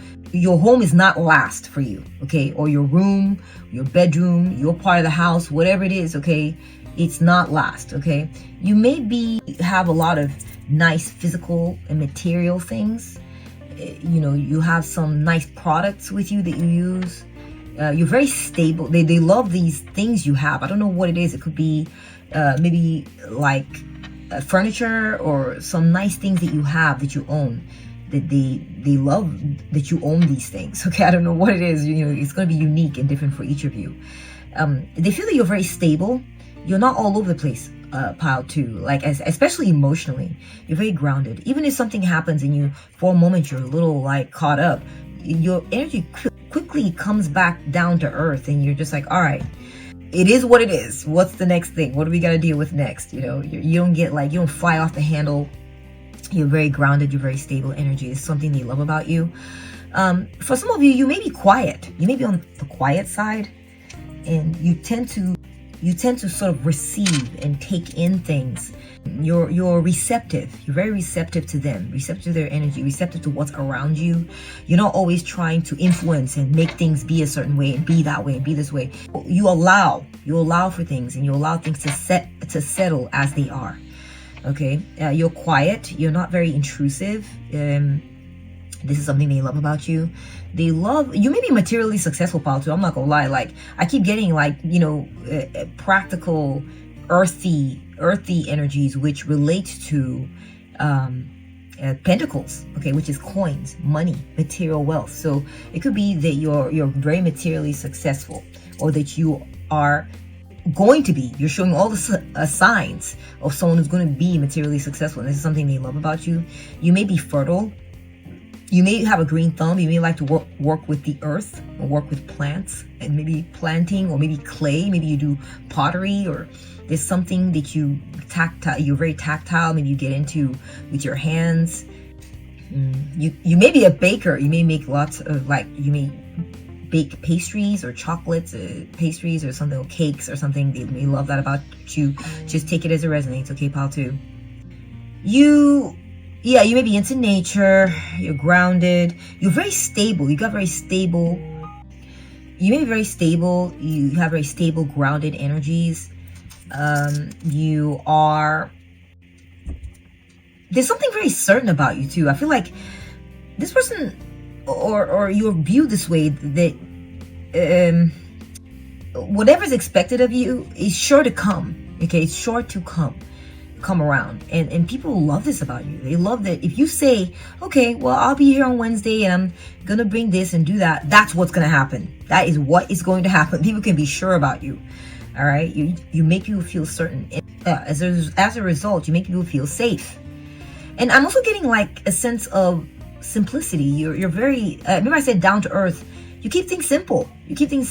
Okay, it is what it is, and it's not only do you keep these simple, you're practical, you're reliable. It's there. It's going to show. It's going to be there. Okay, very interesting. All right. Also, I'm getting pile 2 about you, that they may love the way your skin looks. They may like your skin. You may have a glow about your skin, like you it's possible you tan. It's possible, or that you're like a brownish color or an earthy color. You may even be olive skinned.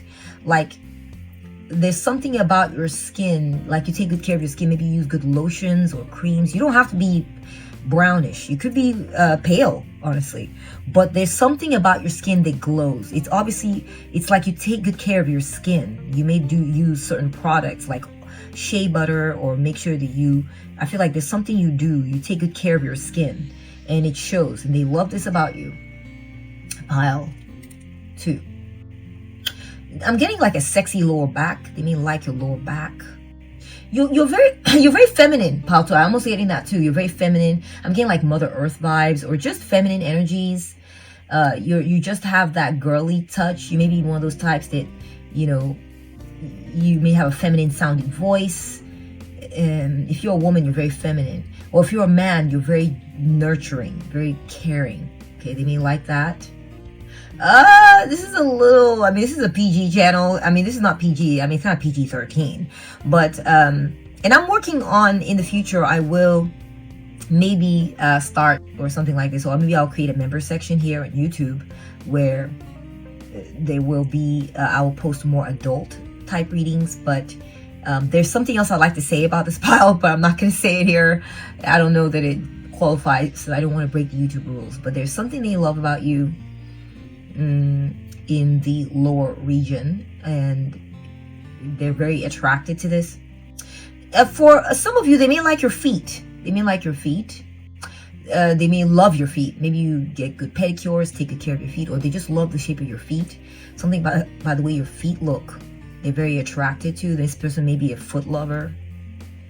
Someone who likes feet, gets into feet, and they like yours. They love yours, in fact. They feel that you're very charming. I'm getting this friendly vibe. I feel like this person feels that you're charming, you're friendly, you got good social skills. This is what they love about you. At times you're hesitant. At times you're a bit quiet, a bit more shy. That's possible. They may love that too. This person thinks that you're very helpful, that you're also very modest. Remember I said something about keeping it simple. They may like your modesty in your way but you have this quiet elegance about you. You're elegant, but it's not like loud, It's more like restrained, but yet elegant and classy. I'm getting like old money vibes, like you may come across that way, like old money. You dress very nicely and choose good quality clothes and dress nicely, but you don't have the words Gucci plastered across your chest or something in gold letters, emblazoned in gold letters across your chest. You're not loud like that with your elegance. It's more like maybe like a nude colored cashmere sweater and a pencil skirt and nice quality leather boots without any loud labels on them or something. I don't know what it is. There's something about you that it just screams modest elegance and class, and they love this about you. They feel that you're also very particular. You know, you may be kind of a bit on the perfectionist side with how you do things. You're kind of a little fussy about things being right, you know. Not, like I said, not overdone, just right. Things being looking okay and looking good. You don't like messy. You don't like sloppy, and they love this about you. I'm also getting pile 2 that you're just very conscious. You're very intentional and deliberate. You're conscious. You're aware of your environment. You're aware of the details. You're aware of things.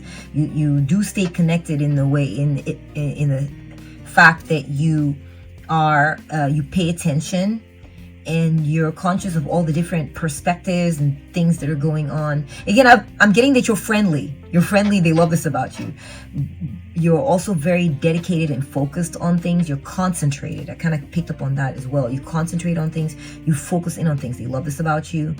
And you're kind. They love your kindness. They feel that you're kind and you're helpful, and they love that about you as well.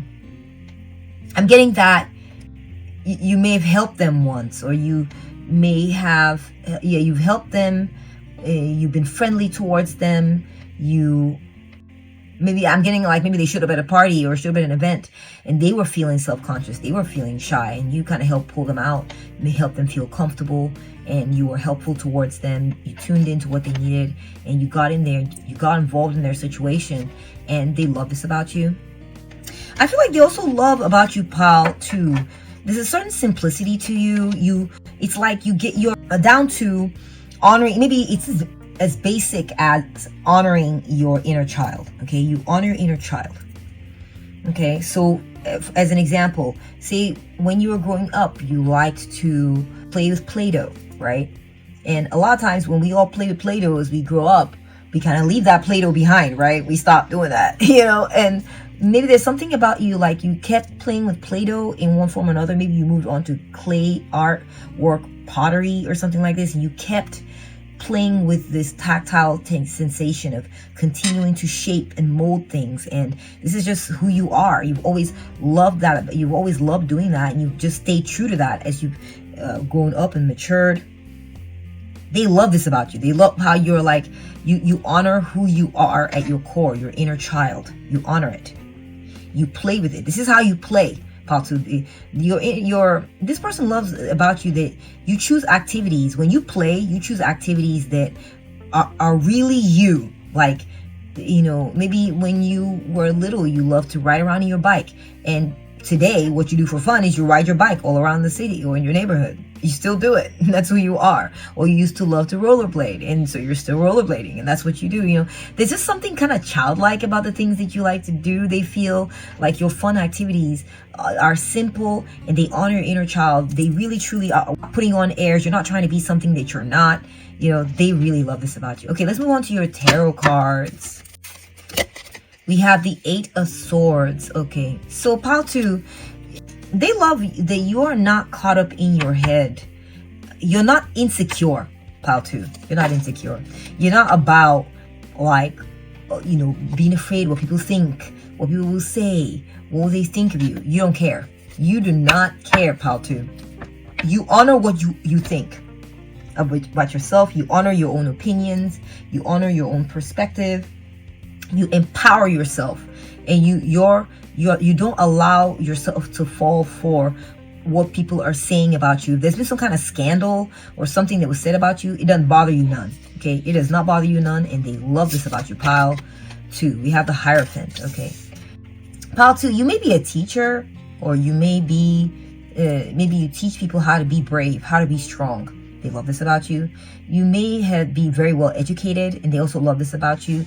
You may have gone to school and studied something, and they love this about you. Perhaps what you have studied or what you teach makes them feel a little insecure, and they love this about you. Maybe they feel like they like being out of their element with you. They like feeling like, you know, maybe this person enjoys that you rescue them from, you know, insecure thoughts. You know, maybe this person they're used to caring about what others think, and you have taught them a different way, maybe through example, or maybe through certain teachings that you follow yourself. Maybe there's a school of thought that you follow, or a teacher that you follow, that he's sort of rescued them from their own paralyzing thoughts. Maybe they used to be more insecure about their appearance, and you've taught them to honor how they look and to be fine with how they look. Okay, that's just one example. Just take it with a grain of salt and apply it to your situation as it fits. You're the opposite of insecure, pile 2. In fact, it's almost like you're the teacher of how to be confident, how to rest in yourself and be okay with yourself, because you are what you are, and there's nothing, no one should have a problem with what you are, because that's how you were made. That's how God made you, right? We have the 10 of Pentacles. So I feel like you'll love pile 2. They love about you that you are, again, we're getting at Pentacles, the earth, the earthy. That you're grounded in a rich legacy or rich lineage of people who honor where they come from. Maybe you inherited some things too. Maybe you have an inheritance. You may come from a rich family or something like this, and they love that about you. They're like, wow, pile 2 is like connected. Pile 2 comes from a prestigious family line that they, maybe your grandfather owned a business, and that business has been in the family, and you guys have managed it very well, and you get a piece of the pie, and or maybe you're part of a very big network. Maybe it's your job. Maybe you got hired into a really good job. You work for a very good company, and you are now tied into that network, and you have strong alliances that support your well-being and your material well-being and all this. And this is something they love about you. You have a good job and you're wealthy.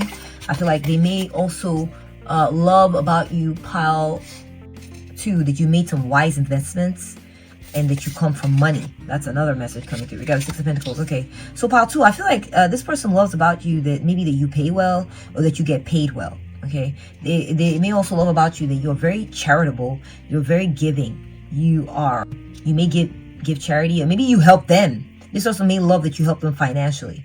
They view you as a benefactor of some kind. You may be their employer. That's possible, especially with the Hierophant and the 6 of Pentacles coming up.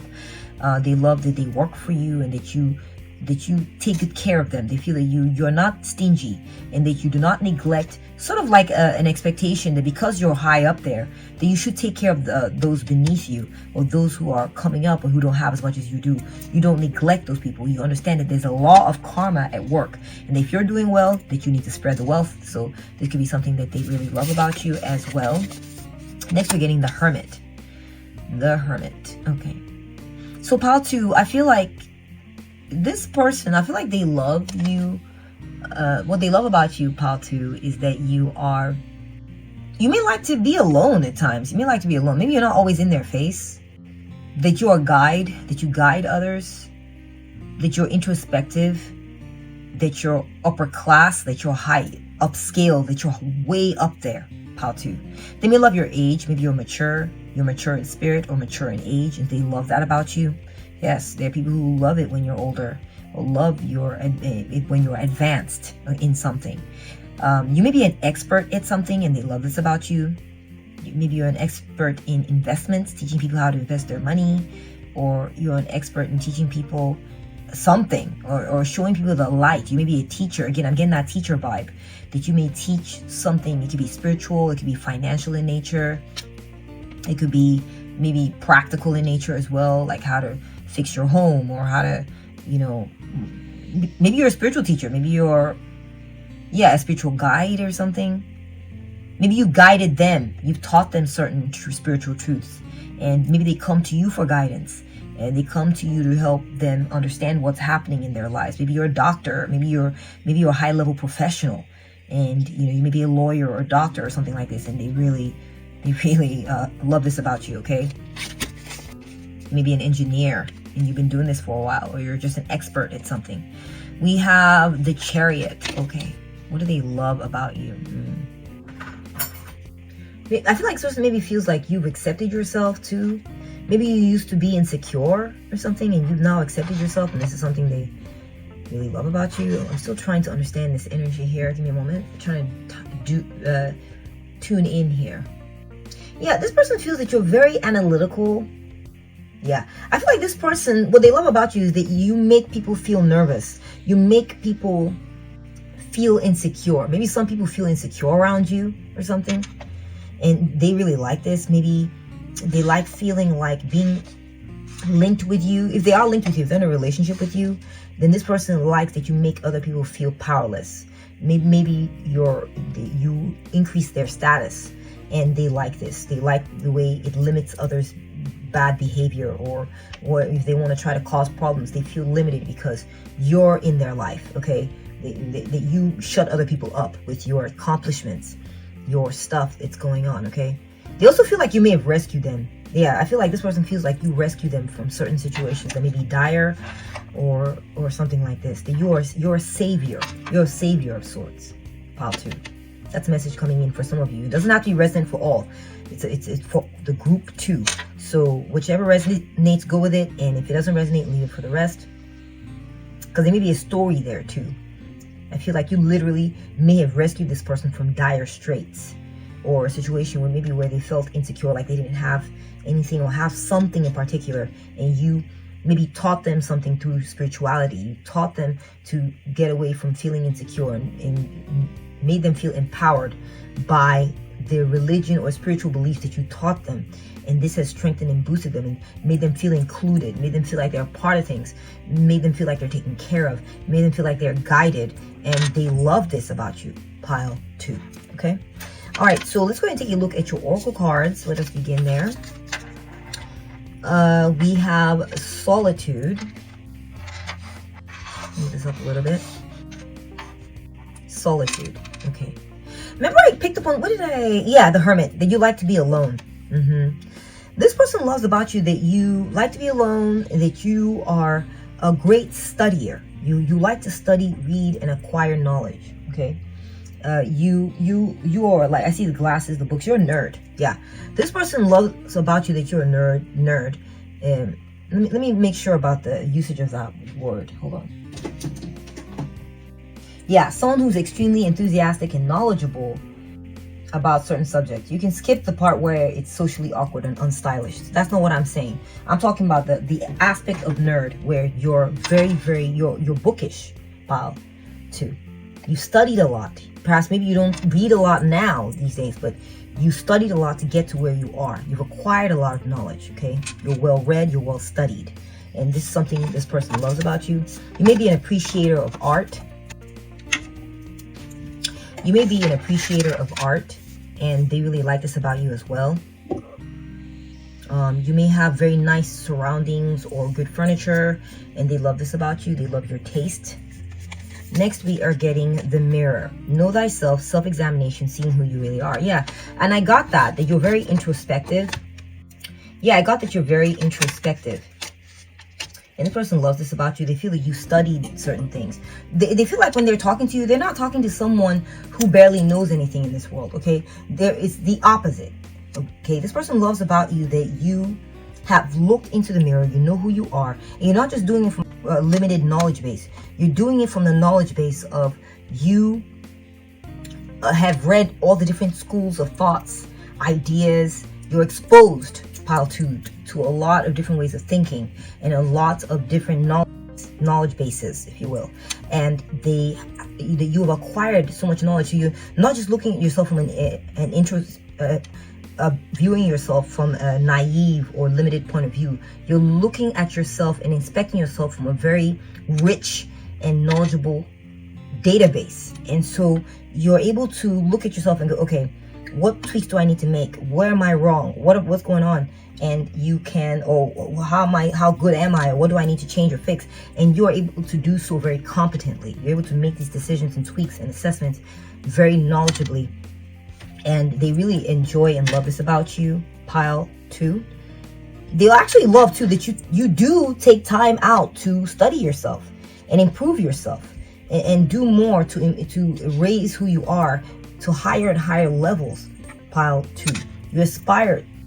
You aspire for great things, and this is perpetually raising you higher and higher and higher levels of development, awareness, and evolution.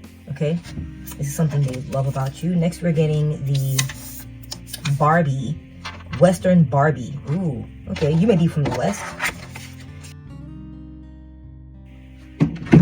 You know, it could be literally that you maybe have been raised on a farm or something. That's very specific, I know. But they may love that you were raised on a farm, that you know how to, maybe that you're a good horseman, or that or a horsewoman, and that you know how to handle cattle or livestock. It's possible that they love this about you. Very specific message, probably applies to just a few. Take it as it resonates, okay? Now, like, remember I said this down-to-earth vibe, okay? I think that this person may like that you are maybe of nature. You came from a farm or farm-like or natural environment.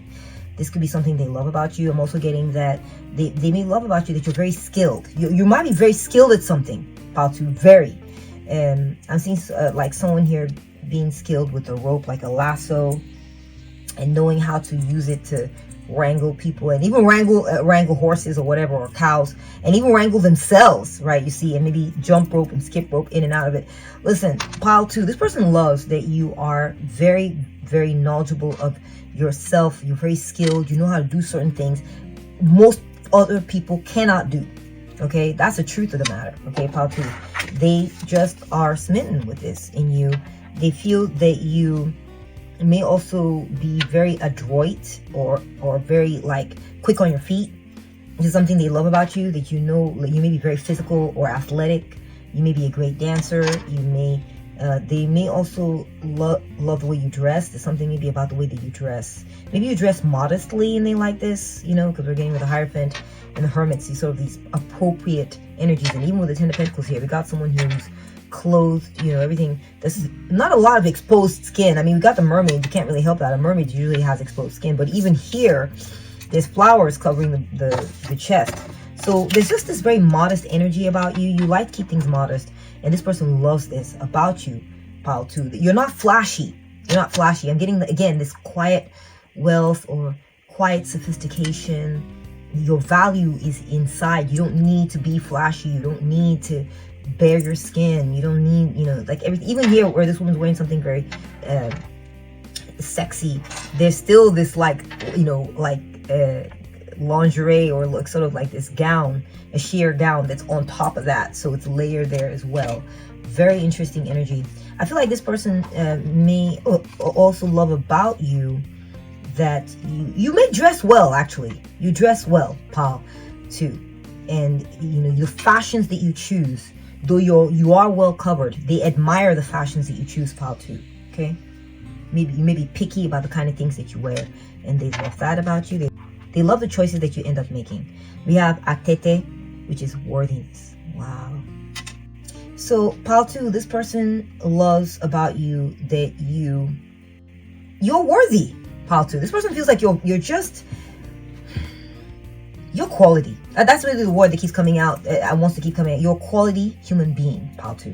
You've cultivated yourself, and you're far from basic or foo-foo or surfacey. You're deep, pile 2, and you carry yourself with class and elegance. There's a lot of, there's class and elegance here.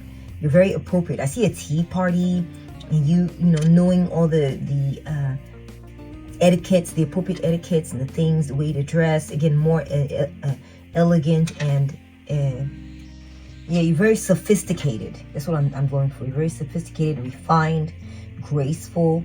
I'm seeing like evening wear, you know, cocktail dresses, and you know, just you're very quality and very classy. That's really what I'm looking for. Next, we're getting the Yin Empress.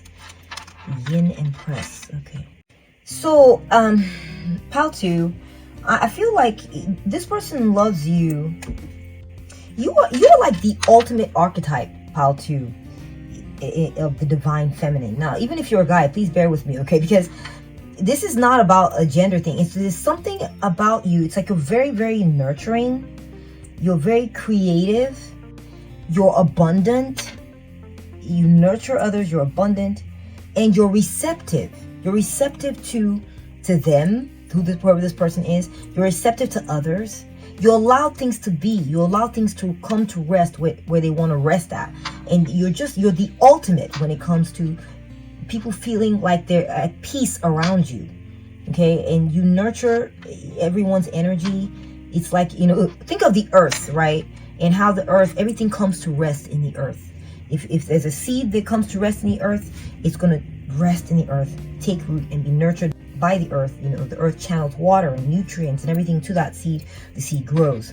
Okay. If it's even if it's a toxic substance, the earth, it filters through and maybe comes to rest at a place where the earth can keep it buried and keep it away from other energies, you know, that keep it from contaminating other things. You know, it's just, there's something about you, Pal, too, that makes people feel safe, secure, and makes people feel like everything's going to be okay. Everything's going to be all right. This person loves about you that you connect with nature and that you are not controlling it. You're not about controlling things. You're about helping, you're about nurturing things. You're about supporting things. You're about learning. You learn about things. You're curious about things. You learn, you grow, and if you want to control or tweak anything, it's going to be yourself that you're doing this to. And this is something that they love about you. Next, we have the infinite heart. Yeah, you're very loving, Pal, too. They feel very loved by you. They feel a sense of being loved around you, as they are. You have the heart of an angel, Pal, too. That's what they love about you, is that you're very loving. You channel loving energies. You channel nurturing energies. They feel loved by you. They feel love around you. And this is how, you know, this is what they love about you, what people love about you. Next, we have Renaissance. Yeah, so I'm getting, you know, Renaissance means rebirth. That's the strict meaning. It's a French word. It's where it started, had its beginning. Okay, Renaissance. Renaissance is basically like, it refers to period of rebirth when it comes to, like, culturally speaking, of the arts, of intellectual things. Okay, bridging, you know, what happened in the Middle Ages with the modern times. Okay, so like, for instance, the Renaissance is rediscovering some of the things in the past, like classical things that were popular in the culture back then, that were very important or notable, bringing those things back. So Pal, too, I feel like they love you because you honor things that were good back then. You don't forget about the notable things from the past. You don't forget about those things, Pal, too. Okay, so for instance, you're the type to love classical music. Okay, where everyone wants to listen to maybe dubstep, or I don't know, rap or whatever, you know, which you probably love that too. I don't know, but this person feels that you honor, for instance, classical music, or you honor tribal music. You bring these things back. You hold on to them. You enjoy them. You treasure them, and you keep them with you. Okay, you don't let these things be forgotten. And it's usually the quality stuff that you hold on to. This is something they love about you, Pile, too, is you remember your lineage. You remember where you come from. You remember the times of old, what was great back then, and you hold on to them, and you cherish them, and you keep it going. Okay, this is something they love about you. We have Danu, assurance. You're very assuring presence. You're very assuring presence, Pile, too. Remember I said things thrive and grow around you? Look, we got something sprouting here.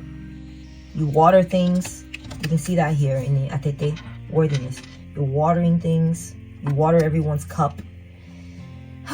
You are very, very mothering energy, Pile 2. You make people feel safe. I'm coming back to that word again. You make people feel safe, and you make people feel like you got their back. You support. You may support this person. You may make this person feel like you have their back, and that's why they love you so much. You focus on the potential of life, the human potential, and you don't turn your back on that which you feel has the potential to thrive and grow. You help nurture things. You want to be part of that energy in life that's nurturing, helping for things to grow, helping for things to reach their full potential. This is something they love about you. We have well-being. Exactly. You care about your well-being and the well-being of others. You take good care of yourself. You do not forget to make time for yourself, even after a day of working towards your goals or after helping others. Your health and well-being also does not come second to anything. So you take very good care of yourself. This is not just about, see, you're not running yourself ragged. okay, trying to take care of others. I know that it's kind of coming across that way, but that's the beauty of you, pile 2. That's the miracle of you, is what they feel, is that you not only take very good care of yourself, make time for yourself to self-reflect, be by yourself, nurturing yourself, taking good care of yourself, being elegant, being, you know, you're dressed up, you're nice, your things are together, you enjoy the classical arts, all kinds of things, but you're also there for others. You help others grow. You help others grow, pile 2, okay? Getting that lower back here, the back side a little bit. Maybe I say something like they love your feet. See, feet keep appearing. Feet and toes, feet and toes, feet and toes. They love your feet and your toes. They're very attracted to that. They love your your lower organs as well, but they love that you keep it very covered though. It's always, you're very modest. You keep it covered. You dress well, long dresses, pants, you know, everything's covered. You're not showing all this skin and all that. And if you do, even when you do, say you go to the swimming pool or whatever, you're gonna be wearing some sort of coverall or some sort of sheer thing on top of that. So it's like, you're very modest, pile 2. They love this about you. They love that you take good care of yourself. They are attracted to you physically as well, but they also love the modesty with which you carry these things, okay? We have the Isle of Glass, sovereignty. I shine my light of wisdom. Exactly. Again, you're shining your light of wisdom here as well. Pile 2, and again, kind of the Queen of Swords figure. You're very intelligent, pile 2. You're very wise. You gain a lot of your wisdom from the things you learned in life and in books. And you help others with your knowledge. This is part of how, with your knowledge, this is part of how you honor others. This is part of how you nurture others. Yes, it's part of how you do it, okay, pile 2. And they love this about you, okay? Gratitude. They're grateful for you. So, pile 2, I feel like this person feels like you have a lot. You've ended up with so much. You ended up with a lot. And you have this, you exude not only wealth, but the ability to get more wealth in your life. You just have a wealthy, posh, elegant, plentiful, abundant vibe. You just do. You just have it coming out the wazoo, okay? And it's like you want to teach others how to do this. You may be a shining light of example to teach others on how to do this. You're very grateful. You do not come off entitled at all. That's another thing I'm getting. That's what they love about you. You don't come across like, you know, of course, this is how I'm supposed to be treated. This is, you know, I deserve this. No, you are grateful for it. You wear it with humility, pile 2. See, something else they love about you is that you don't act like a cocky, entitled, rich person, or a prideful or boastful or arrogant, a high-ranking person who's making a lot of money. Remember I said quiet, sophisticated, elegant, moneyed person. That's the vibe you put out. You don't wear flashy labels and all this, okay? Very interesting. We have create and progress. So, pile 2, this person feels like you focus on being grateful. You focus on continuing to create and grow things for yourself. If you have a business that's growing, you focus on, you know, giving yourself artistic outlets. You focus on progressing in life. You're not a frou-frou person. You're not there to be like, yeah, look, I'm rich, or look, I have nice things, and I'm just gonna rest in it. No, if someone comes to you and just to check in on how you're doing, you're usually creating something. You're usually expressing something. You're usually nurturing something. You're usually practicing a skill. You're usually teaching something. You're usually taking care of others. You're productive, pile 2. You serve purposes. You serve a purpose, or enriching yourself within through reading, self-care, practicing an art or skill. You're a Renaissance person, so you're maybe learning how to, maybe you're bringing back a recipe from the Middle Ages or something, and you're practicing it. Or maybe a recipe that your great grandma left. You're like, I'm practicing it right now. You're a good descendant, pile 2. You are a perfect descendant. You carry on the traditions of the people who came before you. You're respectable. You're decent, pile 2. This is what they love about you. Your quality. You're classy. You're a good person. You're full of honor. You're full of character. We have Tierra Whack. Humor. Wow. They think you're funny, pile 2. This person thinks you're a hoot. And it's not the kind of humor where you're being goofy, pal too. That's not what I'm getting. It's like, it's not necessarily goofy humor. It's more like wry, sophisticated humor, you know? And you make them laugh. And it's the kind of laughter where I feel like it's the kind of comedy where they're like, oh my gosh. It's very, it's coming from a place of knowledge about human nature and how things work. And so it's humor from a lofty perspective. And so you're funny in that way. We have number 17, your ancestry. Okay.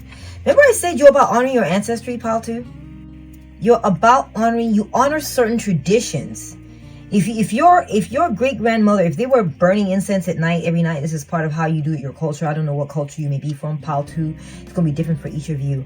You go back and you say, what was my grandmother doing? What was my great grandmother doing? What would they want me to be doing? I'm gonna be doing those things.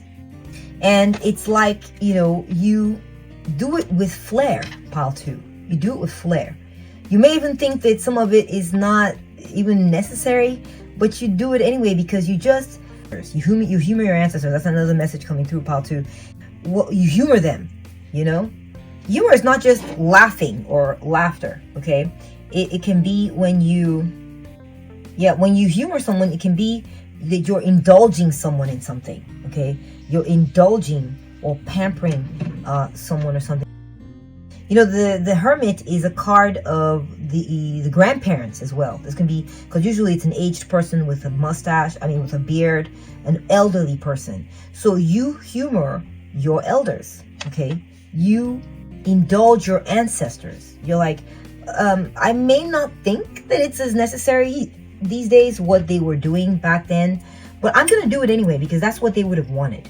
So you humor your ancestors. You indulge your elders in your family. If they're saying, well, this is how we want you to do it, even if you feel it's a bit outdated, you do it anyway. You do it anyway. So you are of your people, pal too. This is what they love about you. They love that you honor your roots, you honor your legacies, you honor where you came from. And especially some of you, I feel like you hold on to it with pride, okay?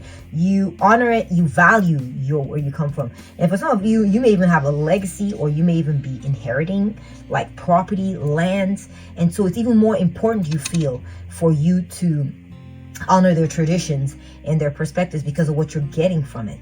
There's a richness there, and you feel like it's all part of the package, so you have to honor the whole thing. This is what they love about you. Pile 2. Okay, let's see here. We're getting, I have the right to be wrong. Okay, so pile 2. Also, there's another message coming through here for you.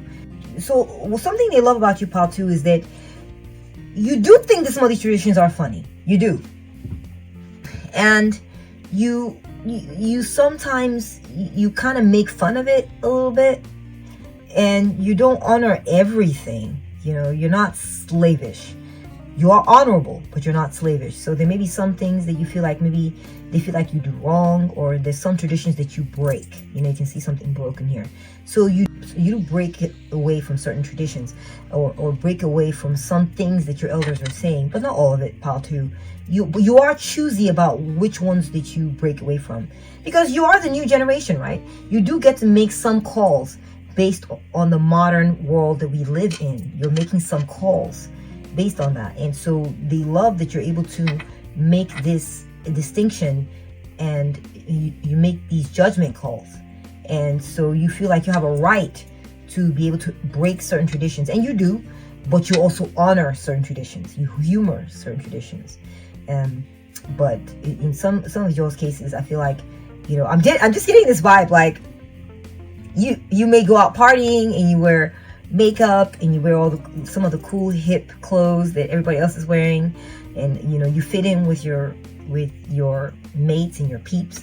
But when you go home in the evening, you go ahead and light that incense, or make sure that when it's time to eat, you do these traditions around eating that your ancestors or your elders taught you. So it's like you keep it in some places, and maybe in some places, maybe when you go out and eat in the evening, maybe your elders would not have approved of you wearing hugging clothes that show your figure off and all that, and show all your curves. Maybe they wouldn't have approved of that, but you're like, well, I'm wearing a figure hugging clothes, okay? I'm sorry. And I'm going to wear that bikini, okay? But, you know, I'm going to put a share over it, right? I'm going to kind of put a little bit of a veil there. Or, you know, I'm wearing that figure hugging outfit, but no, I'm not going to wear like short skirt and show off all my legs. I don't know what it is. It could be different for each of you. But you don't go all, you like make a compromise between the old traditions and the new traditions. And you ride that line excellently well, pal, too. And this is what they love about you, okay? We have Nina Simone, rebel, okay? So you are a bit of a rebel, pal, too. You are. But like I said, you do it in a very measured way, okay? You do. And that's what I'm seeing. You have clear your energy. You're very good about making sure that you're not holding on to unnecessary baggage, too. That's another thing I'm seeing. You don't overburden yourself with things, that's for sure. You don't overburden yourself with if it's too weird and too different and too unrelatable, you're not gonna hold on to that, okay? You're not, like I said, you're not slavish about holding on to things that don't make sense for you. You're not about that. But if you do have a genuine urge to honor that which is important. And so if you feel it's important and you don't want certain things to die, you're like, I don't want to be the end of all the traditions that came before me. I don't want that. You genuinely do not want that. So you hold on to some things, but some things you rebel against because you're like, we're done with that. That's the time of the past. We're done. So there's some things you rebel against. It could be that there's maybe when it comes to your ambitions, maybe women in your past used to be stay-at-home moms, and now you're like, I have my own business and I'm the head of the family now. I make the judgment calls. I make the investment decisions. I go out and find business, and I'm a CEO, or I have a career now, and I'm high powered, and I focus on making my own money, and I don't just sit at home waiting for someone to bring it to me. There's something you've changed about the way it used to be done, okay? So you've cleared these old things out of your energy, and you honor your true ambitions, whatever they are, okay? Whatever those are, you honor it. Next, we have threshold intention, okay? So pile 2, you honor your own intentions. You have limits. Pile 2. You're not slavish about honoring what came before you and all this. You're not like that. But so there's an excellent balance to your character and your way of life. Yes, you have a threshold that you will not go past. And you move with intention, pile 2. You're a very purposeful, very deliberate person. You've thought a lot. You've had reflection. Like I said, you reflected on where you will go and where you won't. You've thought about it. And it's been done with honor. It's been done with class. It's been done with respect to some of the traditions and your heritage and your lineage and where you come from. You reflected based on who you are as a modern person, woman, man, whatever. And you're like, okay, where do I come from and who am I today? And how am I going to function when it comes to integrating all these things within me? So that's very beautiful energy, pile 2. Wow. Okay. And that's what I'm seeing in the card as to what it is they love about you. For you now, if you had someone in mind when you chose this pile, as to what they love about you, and you would like to know how they will be treating you in the future, or what's going to happen in the future between you and this person, I've included a mini reading for you here at the end. And so if you would like to stick around for that, you can go ahead and do so. I'll be right back. Okay, so I've chosen some Elder Futhark runes here for you randomly from the bag of runes.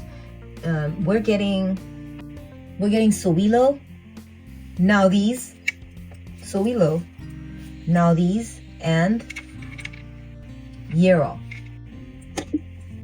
Okay, so we are getting a bunny rabbit as well. We're getting a key, getting a charm here that says hope. We got an acorn. We got a star, which says here, just for you on it. We have a bag of money. We have a ship's wheel here. It's got something written on it. Oh, no, it doesn't. It's just a ship's wheel. It just has some symbols. And then we got a money tree and a beautiful butterfly. Oh, I'm sorry, this is Tiwaz. I may have misspoken and said Sowilo. This is Tiwaz.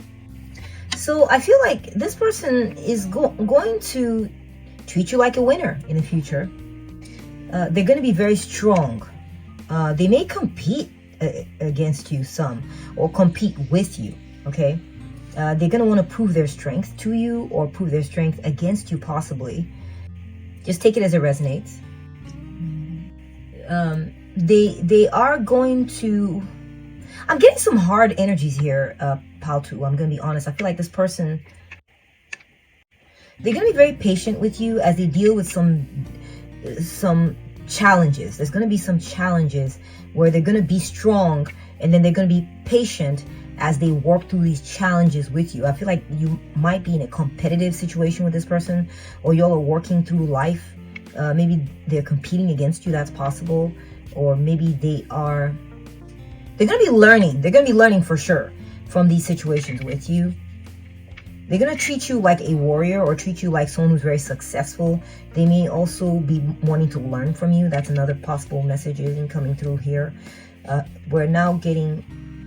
Now, I feel like through these challenges, though, will come a time of harvest, which with Jera, we're getting that there's going to be a harvest that they reap.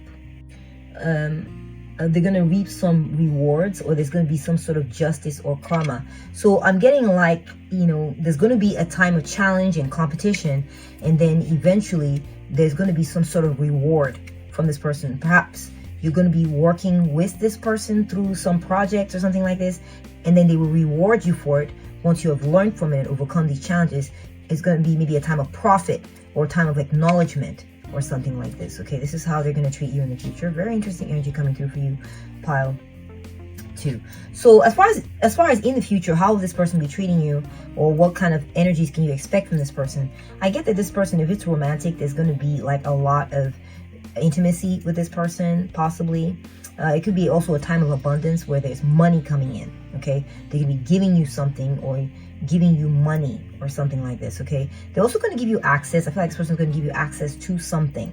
They're going to give you access to a place that's secret, or a place they don't allow other people into. So it could be maybe you get a new job, or you are trusted with a greater level of responsibility, or allowed access into an inner sanctum, or something like this. I feel like this person is going to put hope in you, and they're going to invest in you, especially with the acorn popping up.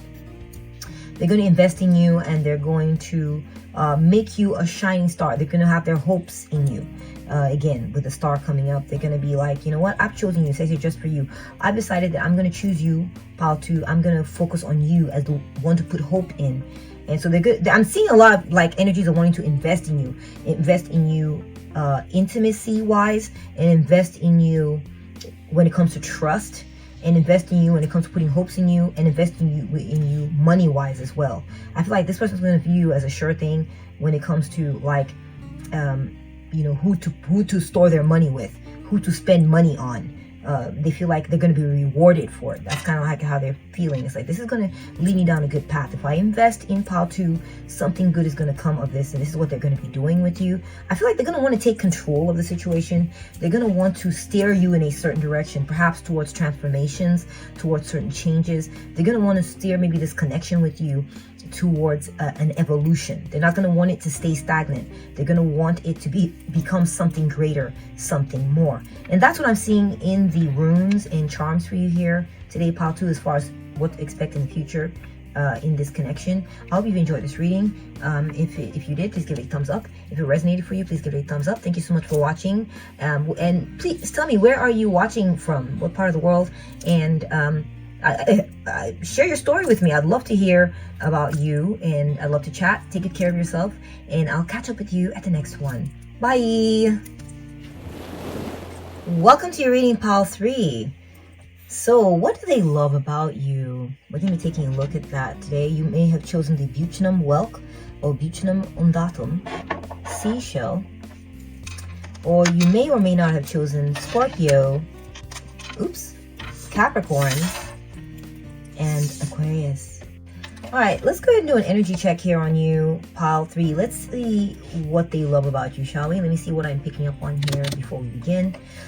So pile 3, I feel like this person loves that you're truthful.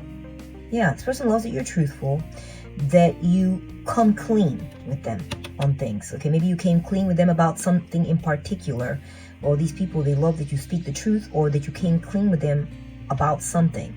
And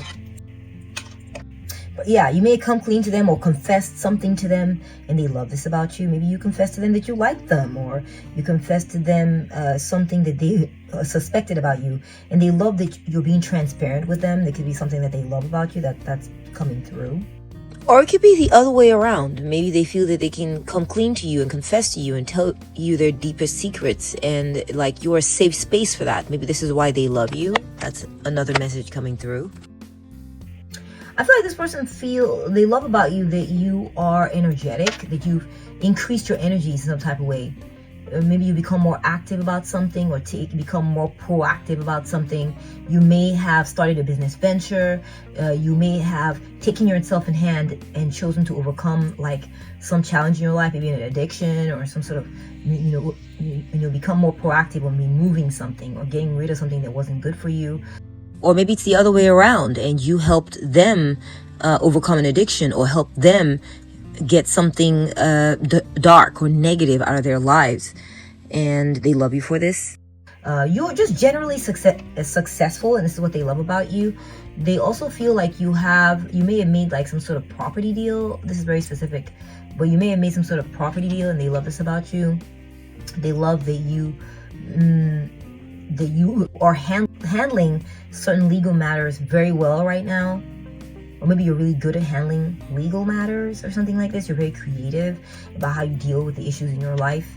You come up with creative solutions, or you have a creative strategy on how you're dealing with things in your life. This is what they love about you. You're just full of vitality and energy, and they find you very attractive, okay? They're very attracted to you. They may love you because of the fact that you're attracted to them. They may like that. This might be the kind of person, there's different types of people out there. Some people love it.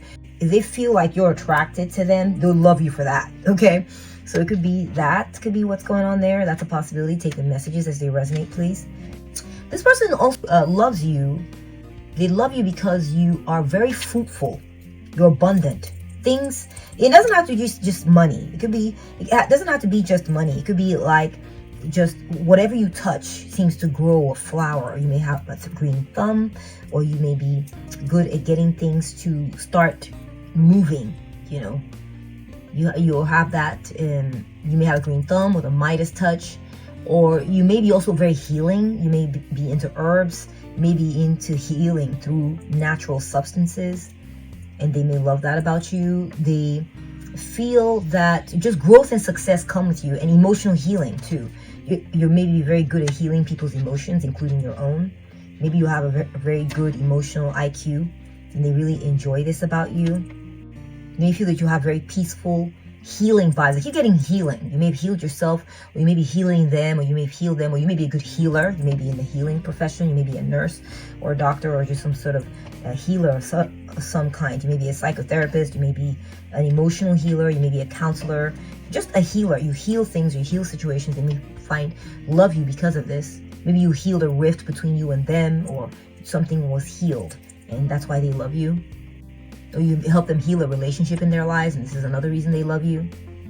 You're very non-judgmental, you're very accepting, and you're a visionary, Pile 3. This is another thing they love about you, that you're able to look ahead and see where things are going, or have a vision and hold it up for everyone and maintain that vision. And this sort of helps, kind of guide and shepherd the situation towards healing and growth, and they really like that about you. They love that about you, in fact.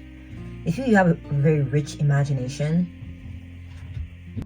At the same time, Pile 3, they also feel that you are mysterious. They find you to be mysterious. You do have an independent streak. So even though you are doing very well and things grow and blossom, and you may even have a healing effect on yourself and others, you are still very independent, okay? You're not clingy, I would say, okay? And so they love this about you as well.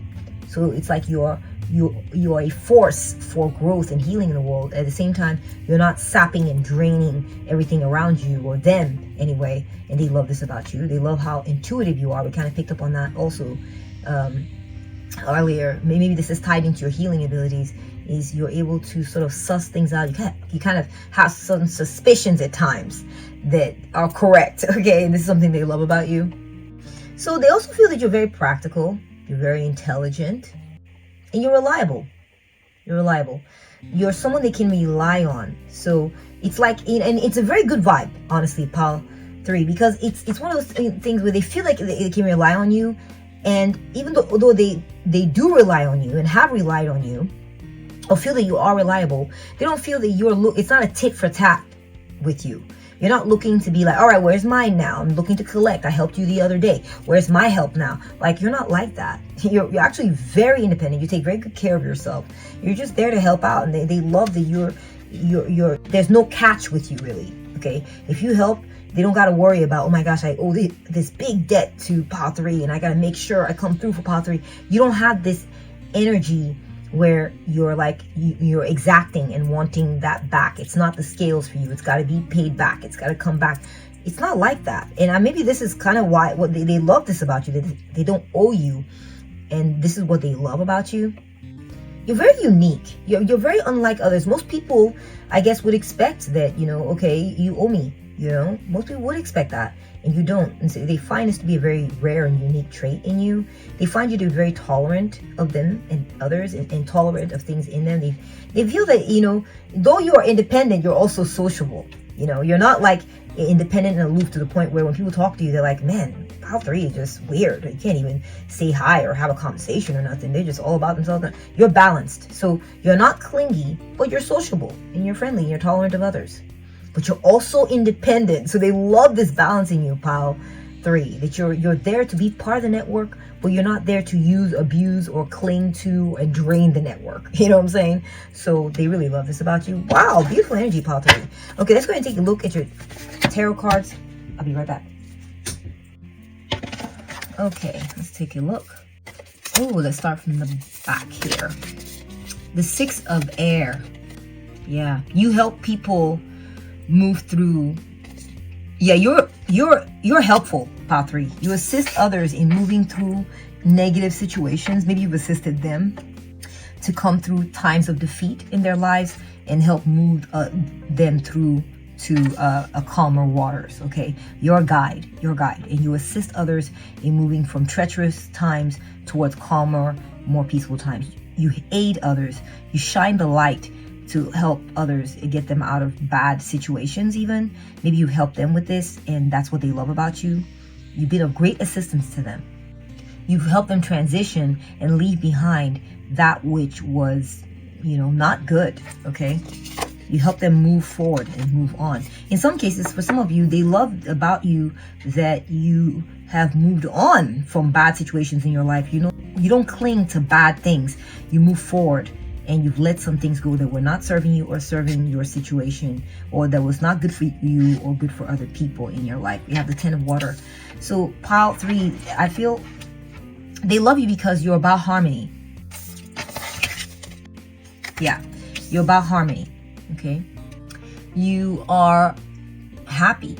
You're fulfilled. Dreams coming true. So I feel, Pal 3, that you help their dreams come true. You help. I'm getting like counselor vibes like I got earlier on the energy reading. I feel like this person feels like you help them attain their dreams. You help, you're part of that picture where things are great. Things are wonderful again. Where, maybe they came from a bad place and maybe they met you and you helped move their life into a good direction. This could be a partner, someone you're in a relationship with, that's very possible.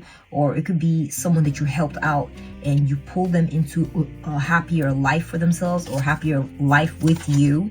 That's a possibility. We have the Knight of Water.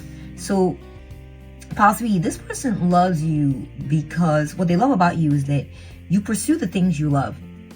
Remember I said earlier that this person love you because you're attracted to them, may love you because you pursued them in some sense. You did at a certain point. It's possible that you made it very clear that you were interested in them. This person may also love you because you are idealistic and you're romantic. Okay, you follow your heart. All right, you honor your heart.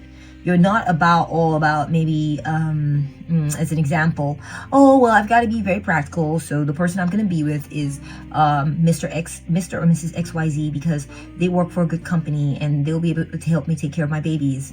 And they're an upstanding member of society and everybody's going to respect me because I'm married to Mr. or Mrs. XYZ. You know, you're about, I love this thing or I love this person. I go with my heart. And that's what matters. So, you know, it's almost like you might be a bit impractical in your choices, but you don't care because at the end of the day, it's what you love that you go for. It's not about what's advantageous for you or what is like the best thing out there, what's going to impress others. No, it's about what do you love to do? You pursue your interests. You pursue who you love. You pursue what you love. You pursue what brings you joy, what fills your heart. And that's it. So in that sense, they view you as living authentically. We have the Page of Water. Yeah, this person loves you because you're a friend. You're friendly. You may have given them a happy surprise at one point.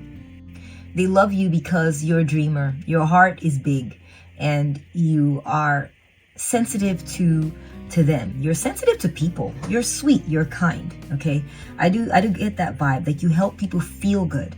You're about helping people feel good, helping people feel loved. And they absolutely love this about you. Pile 3. Next, we're getting Strength card. You're very brave too, Pile 3. I do feel like maybe you got through something hard. You got through something hard, maybe with them or something hard in your life. You faced down a fire-breathing dragon in your life. And like I said, maybe I mentioned earlier, a bit of an addiction or some sort of challenging situation that you were caught up in, and you faced it down. You were strong. You dealt with it, and it could be that you showed them how brave and bold you were, maybe in pursuing love with them. And they love you for this. Maybe they were rough around the edges when you met them. Maybe they were in a hard situation in life when you met them. This could be a person you're in a relationship with, Pile 3. It's totally possible, especially with all the cups showing up here. Someone you have a family with, someone you've had a relationship with for a while, or someone you just met. It's possible it's a new relationship. This person feels that you are loving, you're kind, you're a friend, and there's just nothing but good feelings going on there. Also, they feel like maybe if there was something going on with them at the beginning, you weren't scared, you weren't intimidated, you didn't shy away from them. And this is what they love about you. Let's move this over. These are thicker cards than the last few. We have the 9 of Water. So this person feels like you made their dreams come true. We're getting the 9 of Cups, the 10 of Cups, Knight of Cups, Page of Cups. So, I mean, you're getting a lot of positive energy here when it comes to the emotions, Pile 3. This person loves you because you make them feel good, okay? You fill their heart up with good feelings. You bring them satisfaction. You may even bring luxury into their lives. You bring emotional stability into their world, or you are an emotionally stable person, or you're a friendly person. You pursue what you love. You may embody these traits or these qualities, and this is why they love you.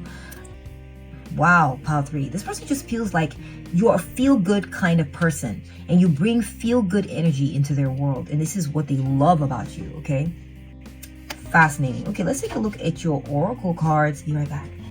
We have number 6, Seek Guidance. Okay, so yeah, you may be a counselor or a therapist. You may have helped this person overcome certain things, or maybe you have that energy. Maybe you're not a counselor or a guidance counselor or therapist or anything like this, but you have these traits innately within you. You help this person navigate away from difficult situations in their world or their life, and you gave them the right advice. Okay, this is what they love about you, is that they were maybe feeling despondent at one point in their lives, feeling like they didn't know what to do, like things were crazy, and you helped them navigate these challenges. And they could be very emotional in nature, so you help them come from a place where things were not so great and move them into a place where things are better. You were very invaluable to them during that time in their lives when they're undergoing some type of transition, and this is what they love about you. You may be very qualified as well. They may also love that you're a very qualified person when it comes to thinking, thoughts, intellectually. You help them navigate. You're a critical thinker, and you were also trained to be a critical thinker. And this has been something they found to be very invaluable within you. That's coming through for some of you. So take these messages as they resonate. It could be you were trained or this is innate. So take it as it resonates. We have visions, psychic images, clairvoyance, seeing, out of body, travel. So pile 3, I feel like this person, what they love about you is that, remember I mentioned earlier that you're a visionary, that you have a vision of how, it's almost like someone could bring a problem to you, maybe they did, and you were like, all right, I can see you got the information from them, you helped sort of map out what the issue was, and then you used your visionary powers to sort of map out where they should end up, where they should go, and how they should go about it, how they could, execute this. So it's very strategic energy, very powerfully analytical and strategic vibe you got going on, pile 3, that this person just loves about you. They feel that you help them navigate a world. We got the moon back there that was a mystery to them, confusing, murky. They're not sure about how to deal with this, and you were able to sort of intuit their situation. And maybe you are very psychic, pile 3, and you're able to guide them. Maybe you're a tarot reader, maybe you're a psychic, or maybe you just have naturally psychic powers when you're dealing with the people in your everyday life. Maybe this is not your profession, but it's just a trait of yours, and you're able to see ahead of what's in nature of this issue and how they need to navigate it, how they need to work their way through it. And this was a great use to them. This is what they love about you, pile 3. Next we have Magic Moves Barbie. Okay, pile 3, I feel like you might be a great dancer. It's something they love about you. Okay, maybe you were able to help them navigate away from this by taking them out dancing, or taking them out to go party, dressing up, glamming up, and going out to go party. And this is something they love about you, pile 3. They feel that you have these magic moves too. When they felt stuck, the 6 of Swords is about feeling stuck and then someone helping you get unstuck, right? That's part of one of the meanings of this energy with the 6 of Swords. And I'm getting like that you have certain moves in your back pocket, pile 3, on how to navigate and get out of sticky situations that they could never have fathomed. Okay, they couldn't have fathomed. And it's your creativity, it's your visionary powers, it's your sense of intuition and all this that helps you put together these almost magical seeming plans on how to get yourself out of certain situations that they just love about you. Okay, they love that you're able to do this. They love that you're able to get out of certain situations and move. You have like for instance, I'll give you an example. Like maybe they come to you and they're like, I have this crazy roommate and I don't know how to deal with it. I don't know, they come at me and I just freeze and I don't know how to deal with it. And you're like, well, here's what you should do. Next time they come to you and they try this move on you, tell them this, tell them that. Maybe what you should do is tell them, all right, agree with them, and then tell them what you're going to do different. And maybe you weren't dealing with it. Maybe they weren't dealing with it in that way before you came along. It never even crossed their minds to maybe agree with this roommate and then say, all right, let's do this. Maybe in their minds, they were just always feeling stuck in a certain reaction to this roommate. Maybe they're always feeling stuck in, I'm going to have to stand up for myself and tell this roommate what I think. And that's that. I need to stand up for myself. And they're just stuck in thinking like this. And you came along and you helped them think more strategically, help them come up with maybe like applied like reverse psychology or something with this roommate. And you have all these tips and tricks in your bag. They're almost magical seeming, and or maybe it's not a roommate, maybe it's just life in general. And there's sticky situations that have come up that you've helped them navigate and help them get through. Okay, so this is something that they love about you. Next we have Queen Nandi. Intuition. Again, intuition is coming up, pile 3. You must be psychic, pile 3. You must be psychic or very intuitive. Like you're able to read their mind. You're able to read their minds. You're able to read their situation. You're tuned in. You're dialed in. You have very strong nurturing vibes as well. They feel like you nurture their inner child. You make them feel safe. You make them feel protected. We have To the Celestial Mountain, number 41. They love your maturity too, pile 3. So pile 3, when I hear Celestial Mountains, what comes to mind for me is I guess Tian Shan, which is a massive mountain range in the middle of Asia. And, you know, I'm thinking Kazakhstan, you know, in one of these places where there's a lot of mountainous regions. And this celestial mountain range is known as, the nickname for it in China is the Mountains of Heaven.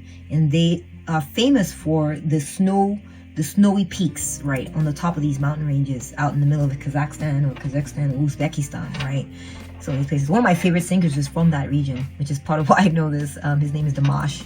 You guys should look him up. He's a great singer, world performer, world level singer, full octave range and beyond. Very talented singer. His name is Dimash, so be sure to check him out. But you know what this signifies to me, Pile 3, that this is coming up in your reading, is that there's something about you that calls up for them these feelings of loftiness. Okay, you might be very tall too, Pile 3. You might be tall in stature. You might have a very long body or very long arms or long limbs, and they may really love this about you.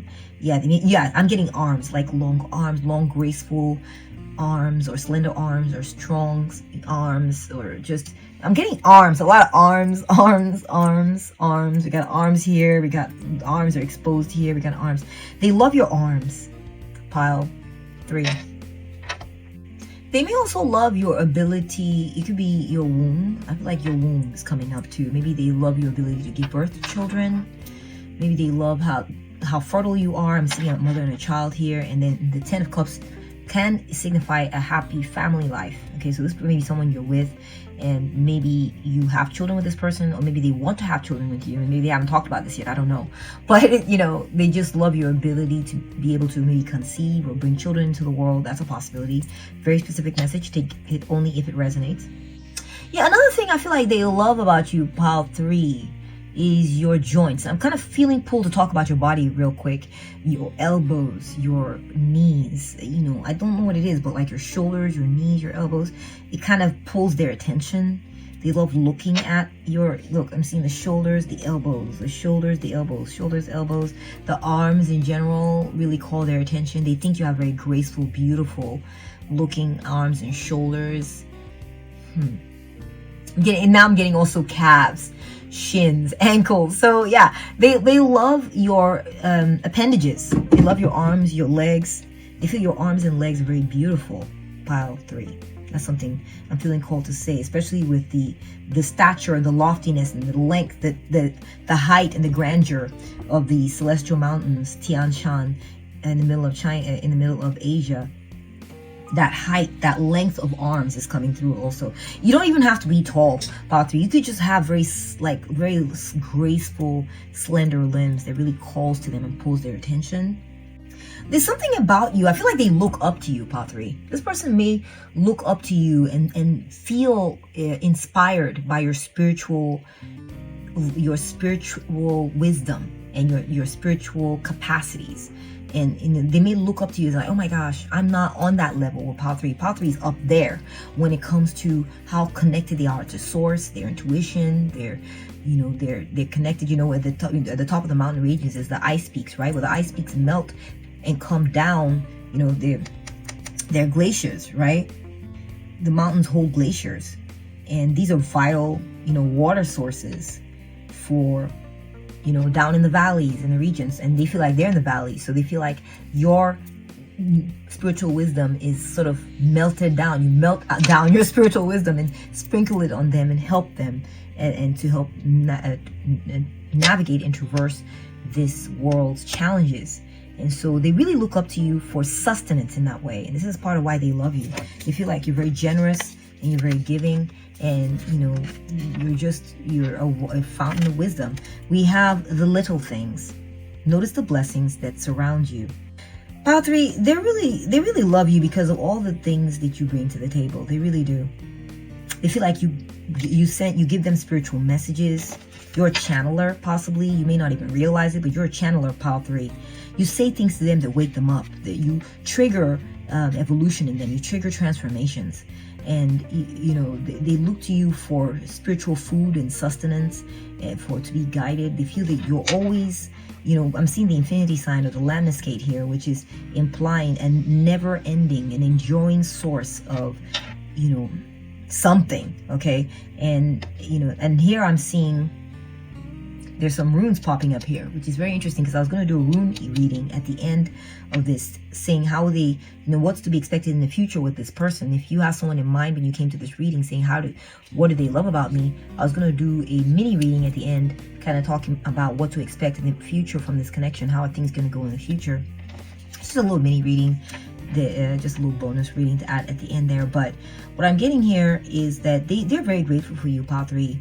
All the little things that you bring, all the little things, they feel like you're their lucky charm. You bring luck into their world. I'm seeing Wunyo here and Perthrow. Wunyo and Perthrow on the right arm. It's like a tattoo. They may also, if you have tattoos, Pile 3, they love your tattoos. If you have any like markings, or like maybe like little, you know, things you've written on your body, or like, I don't know what it is. It could be piercings too. That's possible. But I'm also getting like tattoos. If you have tattoos, they love those tattoos. But again, like I said, I'm getting Perthrow here. And I'm sorry, I'm getting Wunyo here and Perthrow. Wunyo signifies a successful outcome. Joy. You bring joy and success into their lives. That's what they're thinking of you, Pile 3. You bring joy and success into their world. And then with Perthrow, you also bring in occult knowledge. So you are very spiritual, Pile 3. I am seeing that. There's something they love about you. They love that you're tied into this for them. That you make them feel whole. You prevent them from feeling lost in this world. You make it make sense, Pile 3. You make these happenings in their world where maybe their hopes got dashed, or they got stuck in some kind of unpleasant circumstance, or maybe they got into a difficult position with you. You know, it could be the relationship has been through some, maybe you're in a relationship with this person. The relationship has been through some rough times, and I feel like they feel that you have been a healing force. And you've done this by aligning yourself with spiritual forces, using your intuition to sort of navigate some of these challenges and help pull you all together through it. And it's been very helpful. They're very grateful for you, Pile 3, and the way things flow and progress with you and don't stay stuck. This is why they love you. Okay. Next, we are getting sense of place. Beautiful energy, Pile 3. Yeah. You like I said, remember I said something about feeling lost? You prevent them from feeling lost. If they were feeling lost, you orient. Okay, you orient them and bring them back to, you give them a sense of orientation where they were like, okay, where they're like, this is where we're at. This is where I'm at. This is who I am. This is where I belong. It's starting to make sense. You make things make sense, right, Pile 3? This is something they love about you. We're getting 5 here. Athena, knowledge. Yes, you're very knowledgeable, Pile 3. Very knowledgeable. And you help make them feel like they're oriented correctly, and you know, aligned with their north node, right? Aligned with what makes sense, and you give them a sense of surety because you're knowledgeable when it comes to spiritual matters, right? And you're well versed. And so what you're saying is wisdom from the ancients. You know, we got those mountain peaks. This is accreted knowledge from the ancients from a long time ago. You've aligned yourself with this. Also, you are just a natural mystic and naturally spiritual, so you are tuned and aligned, and you're able to channel some of these messages from the Akashic records. You don't necessarily need to have read all the books, spiritual books, though I feel that you may have, especially with some of these certifications coming through. We have healing love. You're a healer. You've healed them with your love. He says you heal people by loving them. You tend to attract broken, misunderstood people, but you're able to heal their soul without sacrificing your own well-being. So you're a healer, Pile 3. Like I said, you may have helped them navigate through something. Maybe you help them overcome addiction. Maybe it's their addiction you help them overcome.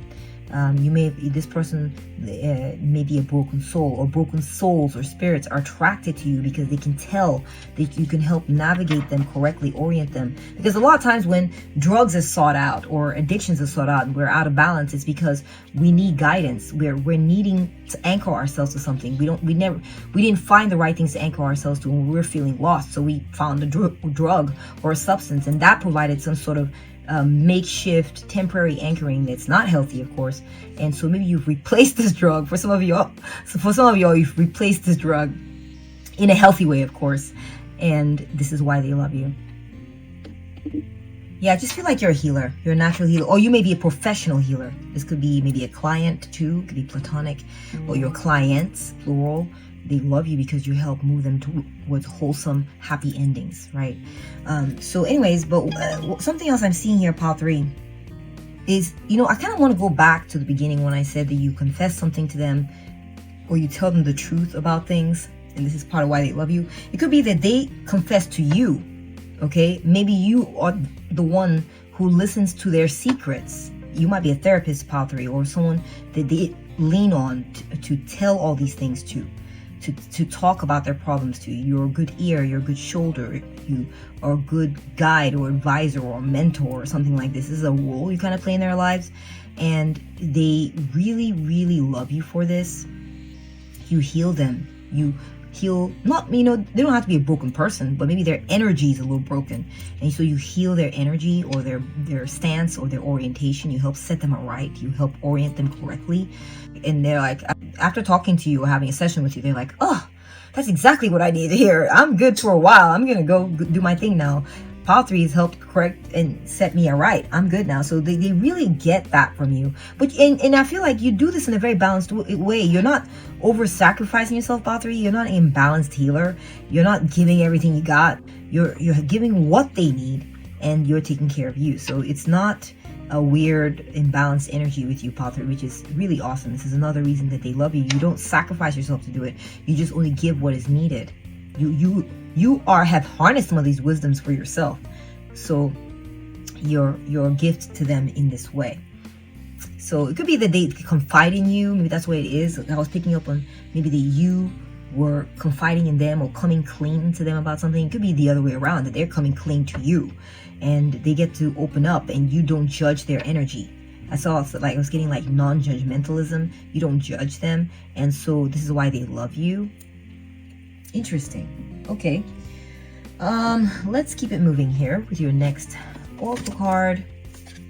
We're getting Goddess Minerva. Yes. So Goddess Minerva is she signifies intelligence. I harness my full potential. And she is I believe she's a Greek goddess. She's on par with Goddess Athena as well. Okay. She's a protector. She's a protectress, right? They view, this person loves you because you're protective. You have protective energies. You give the gift of your intelligence. Use your intelligence to protect this person or these people, the things you know, and you help them harness their full potential. I also feel like you harness your full potential too. This is why they love you. There's a lot of wisdom and strategy to you, pile 3. There's also magic. You know, and there's a bit of there's a bit, you know, Athena is like a war goddess, almost like she fights, you know, she fights for those she loves. But unlike, you know, Mars, you know, the god Mars with this brute force and just power and, you know, hitting and all this, it's more, Goddess Minerva has more of this sort of disciplined and intellectual approach to the warfare. So it's more like you're bookish and more intellectual or cerebral about how you approach fighting for this person or fighting for them, you know, and you use the power of your knowledge to help them. Okay. Or I'm seeing a third eye being highlighted here, your psychic or intuitive powers. And this is what they love about you? We have dive deep. Yeah, you're not a surfacey person, pile 3. You dive deep. When it comes to this person and what's going on, you dive deep. Okay, you don't skate the surface. You go deep. You analyze. You may be a therapist, pile 3. I'm sorry. Or if you're not a therapist, you should go ahead and get your training and become one because that would be a well-suited, I feel, a profession for you. But anyways, but the energy that you are giving to this person or the way they perceive you is that you're very smart. You help them create strategies to overcome life's challenges or any kind of problem that they've been having. It could be emotional, it could be trauma, it could be just tactical, it could be professional, maybe to help them counsel with their career or help them navigate certain challenges that they've been dealing with that are maybe recent too. We're getting the ship has sailed. Okay, right. So pile 3, you know, What they love about you is that you help them move on. You help them move on. You know, here we see with the Six of Swords, someone in a boat, right? You're helping them move forward in this boat. You're helping them navigate them away from treacherous or conflict-ridden circumstances, okay? And you're moving them. Look, you've unanchored them from a place where it was raining. You know, there was just thunderstorms and stress, and you help set them free. You can see the anchor has been unanchored. There's just that you have a liberating intelligence, Pile 3, that you bring into their lives. You bring into this person's life. You help them move forward. It could be that maybe you don't hold grudges, that you let go of whatever was the trauma. You help them let go of trauma, or you let go of the trauma that they caused in you, and you kind of release them and you set them free. And this is something that they really love about you, Pile 3. Okay, you help them move on in life, and who doesn't want that, right? So we have Nikki D, order. You bring order into things, Pile 3, and this is a strength card. You're brave. You bring order into things. You whip them, or you whip things into shape. You may even be like a personal trainer or something like this. It could be, there's a lot of situations that fit this situation, okay? Or it could be just someone who, that's the effect you have on people's lives. You know, when you get close to someone, you whip things, not them, but you whip things into shape. You bring order into their lives. You help clean up their trauma. You help assist them as they move through. You help heal broken situations or broken energy dynamics. You're a force to be reckoned with, Pile 3. You are a healer. Whether you can help it or not, you're a healer. Okay, we got order. Being order into their lives.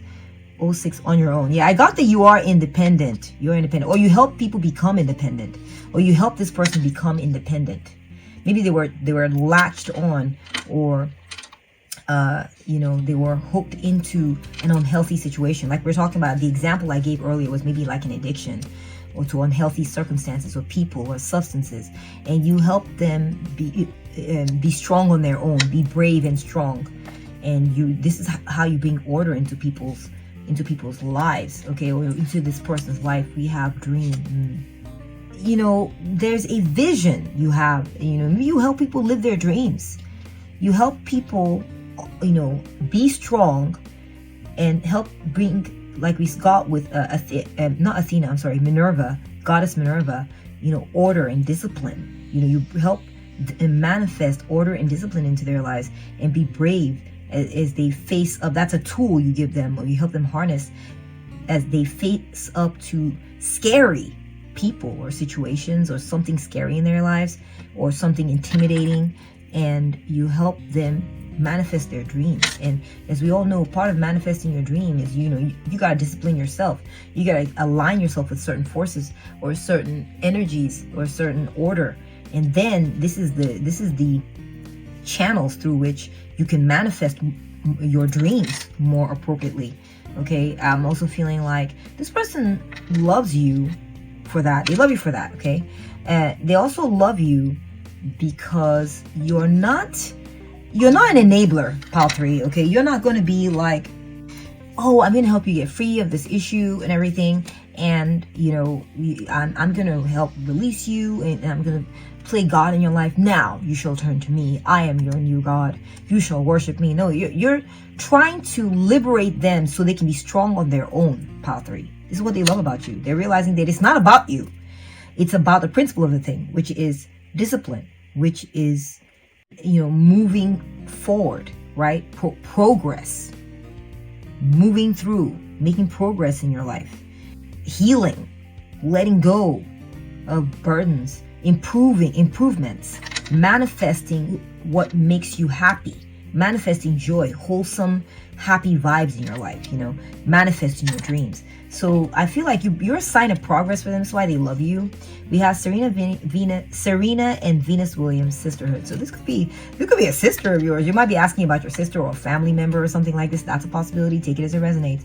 But I feel like this person loves you because you bond very closely. You do bond, and you're like a support system, Pile 3. You're a support system, and there's a closeness there. They feel close to you, and you make them feel like they are, you know, there's just this like you've got their back, okay? Like you support them, like you will support them. You're on their side. We're close. We're in this together. This is a feeling that you give them. Trust. Yeah, they love you because they can trust you.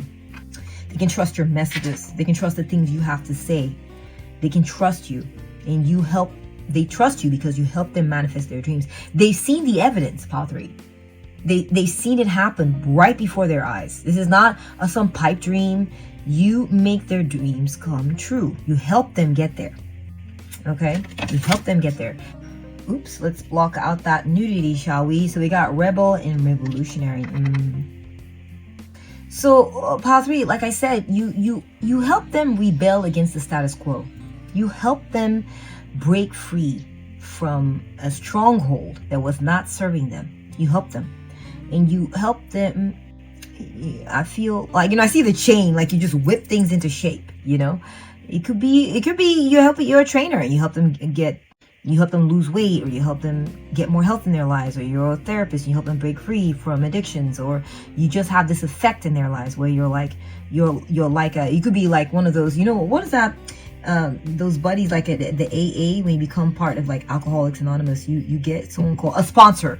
You might be their sponsor or their mentor or something like this, and you help them get through things. Okay, your support system. You're like a sister or brother. You're not talking about something leaning on your. They come lean on your shoulder. They can lean on your shoulder to, they can tell you what's going on, and you're there for them. You're there for them. They can, in that way. And they love this about you. Okay, Pile 3. They also, when I'm getting physically, Pile 3, is that they really love your arms and your legs. Like, you have long legs for days here. So you may have very long limbs. I keep getting that. Look, we got more limbs here too. More limbs. They feel like they can come rest on you, your shoulder. You're like a pillow to cry on, or someone to vent to. And it's not like you're not enabling. It's not an enabling thing. It's for a purpose. Okay, or if they are venting to you or crying on your shoulder, you turn it into something constructive. You're not just a dumping ground. You're like, okay, well, here's what we're gonna do about this. So here's some 2 cents that I have to give you. They can sort of help steer you. You help steer. Even if you're just a subtle influence in their lives, Pile 3, you are a very constructive influence to help steer them in the direction of greater peace, greater healing, letting go of grudges, letting go of addictions, life improvements, joy, helping them find their heart, helping them move in a positive direction in their lives. You create revolution. You break strongholds away from negativity and move them towards love, life, peace. Pile 3, this is why they love you. I hope you've enjoyed this message. I have a mini reading coming up here in a little bit. It's a rune and charms reading. What I'm going to ask, what's coming up next between the two of you? This is a romantic reading. Maybe there was someone you had in mind when you came to this reading, and you were like, maybe it wasn't a general reading for you. Maybe this was about someone in particular. You want to know what they love about you. And you want to know maybe what's going to happen in the future between you and them, how they're going to treat you, what's to come of this, what lies ahead in the future. Let me go ahead and pull those charms and runes for you. I'll be right back. Okay, so we've pulled some runes for you. We have Rhytho, we have Thorisol, and we have Onsus. We're also getting this friends with a half a heart here. It says friends. We got a snake. Sorry if you got a snake phobia. I'll cover that up. But snakes are a good sign. They're a sign of rebirth and healing. So don't underestimate. That's positive energy right there for you. We have a $100 bill. Looks like some kind of income or repayment of some kind. We have Inspire. We have a hot air balloon. We've got a lucky clover leaf, 4-leaf clover. Oh, what did we say? Look, there's 2 4-leaf clovers here. You see? And then we're getting another 4-leaf clover. Interesting. We got another dollar sign here. So there's some monetary stuff going on. And we have a strawberry. Okay. So Pile 3. I feel like there's going to be movement here. They may travel to come see you. They may move in your direction. Okay. I feel like they're going to move in your direction or travel towards you or something like this. They're going to make moves towards you. So it could be they coming to visit you or coming to see you. I'm just seeing progress and movement being made in your direction. Next, we're getting 3 saws. they're going to make some kind of major unexpected change. You're not going to expect this change from them. Maybe, like I said, they've been feeling stuck. This is stuck energy. Maybe you kind of gotten to the point where you don't expect any more changes out of them, but all of a sudden you're going to see some. Maybe they weren't moving in your direction before, but they're going to start moving in your direction. It could be the direction that the movement you see in them is they'll all of a sudden start being more introspective. Maybe they were not being introspective before, and because of your influence, they're going to start being more soul searching, looking within, trying to see what role do I play in the situation? What role have I played in this situation with pile 3? We got Ansu here, which is, I'm getting, Ansu means like, talking, like words coming out, communication, if I'm not mistaken. It also represents the god Odin. So I feel like they're going to be communicating with you. They're going to be moving towards you. They're going to make some sort of transformation. It's going to surprise you. Maybe this person had not been talking to you for a while, or maybe they're going to say, if they have been talking to you, they're going to say something you didn't expect. They're going to say something that shows that they've been really going within to do some soul searching. They're going to say something and you're going to be like, wow, this person's listening. This person's growing. This person's showing signs of, I'm benefiting from the fruits, the knowledge and the teachings you've been sharing with me and the influence you've been giving me. You're going to see it have an effect or take an effect on this person. Okay, that's another message coming through. This person is going to be very close to you. They're going to grow a lot closer to you. They're going to want to be your friend. If they weren't friendly before, I see that they're going to be closer to you. I also feel like maybe if there was some sort of breakup, maybe you weren't talking with this person for a while, they're going to want to remain friends. That's possible. Maybe it was a relationship in the past. They're going to want to remain friends at the very least. There's going to be healing coming into this connection, pile 3. They're going to want to heal. They're going to want to, transform and move things along. This person may be paying you money that they owe you, or maybe contributing to your situation in some type of way. This person's going to be feeling very inspired by you. They're going to maybe gas you up a little bit. They might be like, tell you, oh my gosh, pile 3, you're great. You're awesome. You made a big difference in my life. You're awesome. You're like this. You're like that. They're going to say awesome, glowing, beautiful things about you. It's going to make you feel like, like your head's just getting bigger and bigger. They're going to fill your self-esteem up. And I'm also getting movement and travel with this one. I feel like they make moves in your direction. It's going to make you feel very good about yourself. You're going to feel like, okay, this person's, they're taking me seriously, or they're respecting me or honoring me, something like this, okay? We got a bee here. It could be a wasp. It's possible. Yeah, I see productivity, pile 3. I choose to see a bee here for you. There's productivity. This person's going to get to work. And they're going to get to work, and they're going to get busy. They're going to be more, there's going to be a lucky shift in change towards how they're treating you. They're going to reciprocate some of this energy. Maybe you were trying to help them and they were just staying stuck. You all of a sudden going to feel rewarded by your influence, your efforts with this person, because they're going to make moves in a certain direction. You're going to see them go to work to make some of these changes, or go to work to communicate certain things to you, or move in your direction the way you were wanting. It's going to be something you want. You're going to feel lucky about this. I feel like if they were owing you money, they're going to pay you back.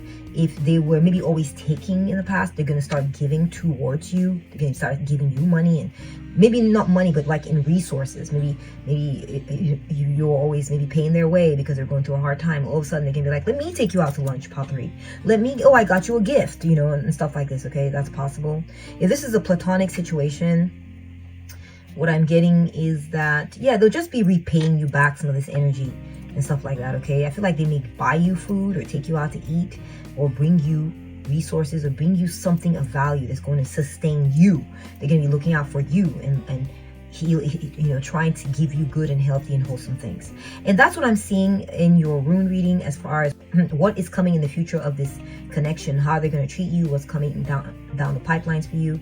I hope this made sense. I hope it resonated. If it did, please give it a thumbs up. If you enjoyed this reading, give it a thumbs up. Where on earth are you watching this reading from? I would love to know. Let me know in the comment section, and I would love to know your story as well. And I love to chat. Take good care of you, and I'll catch up with you at the next one. Bye! Welcome to your reading, pile 4. What do they love about you? Let's get into it. We have number 4 over there. We'll have it on the side. You chose the common frog shell, or Bursa rana. Beautiful shell. So pile 4, if you're in a relationship with this person, I feel like this person feels that you are their perfect match.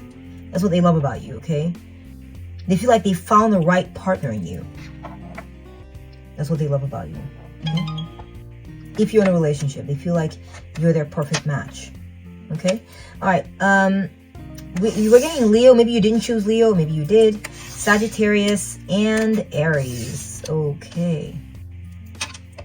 So pile 3, I feel like this person loves your adventurous side.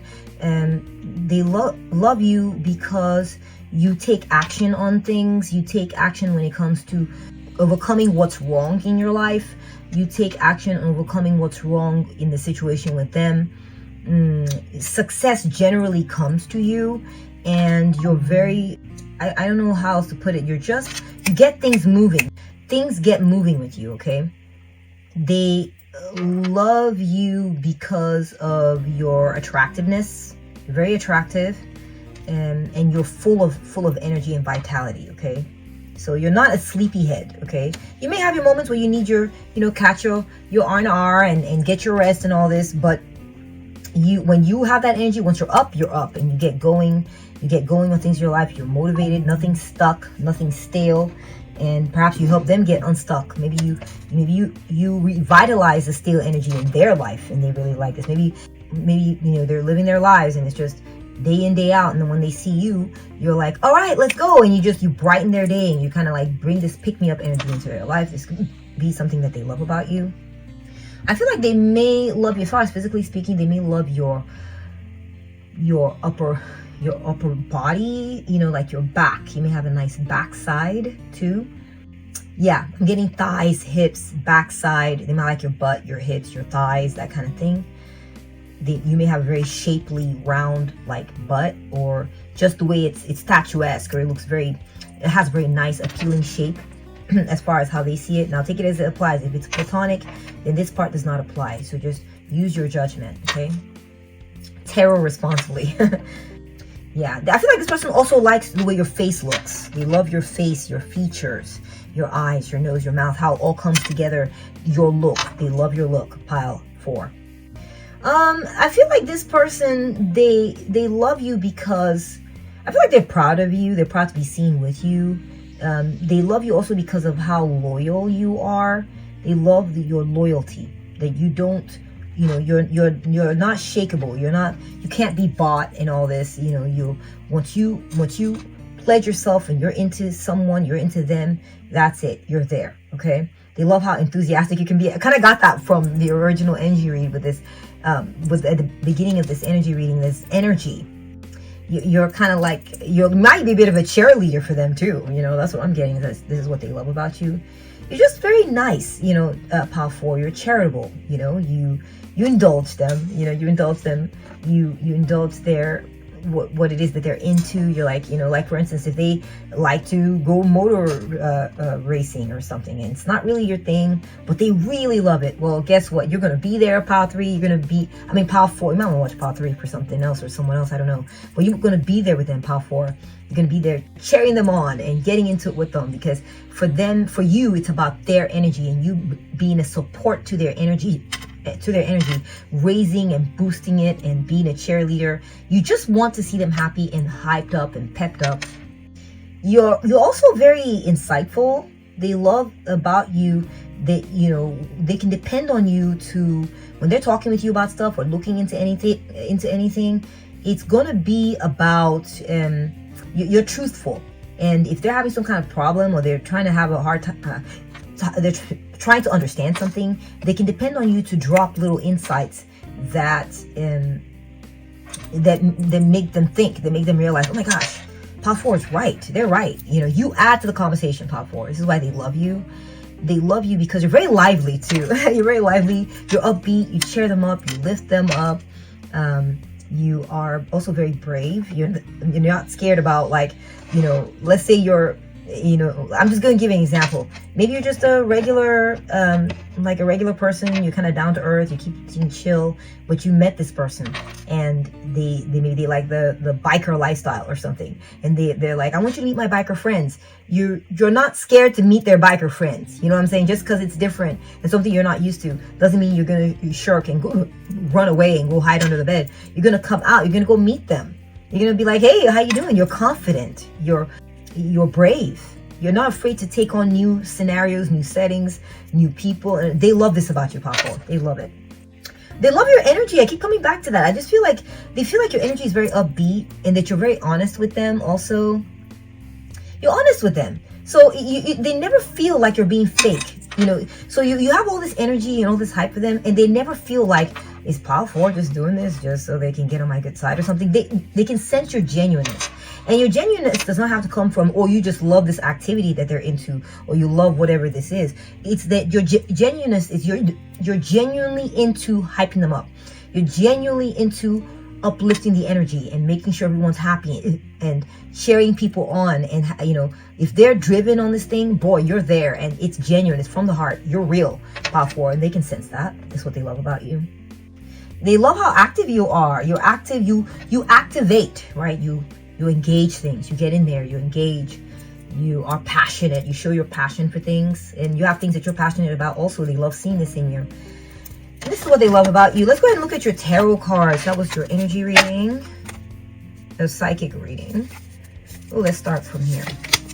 We have the 10 of Swords. Okay. Interesting energy coming right out the gate there for you, Pile 4.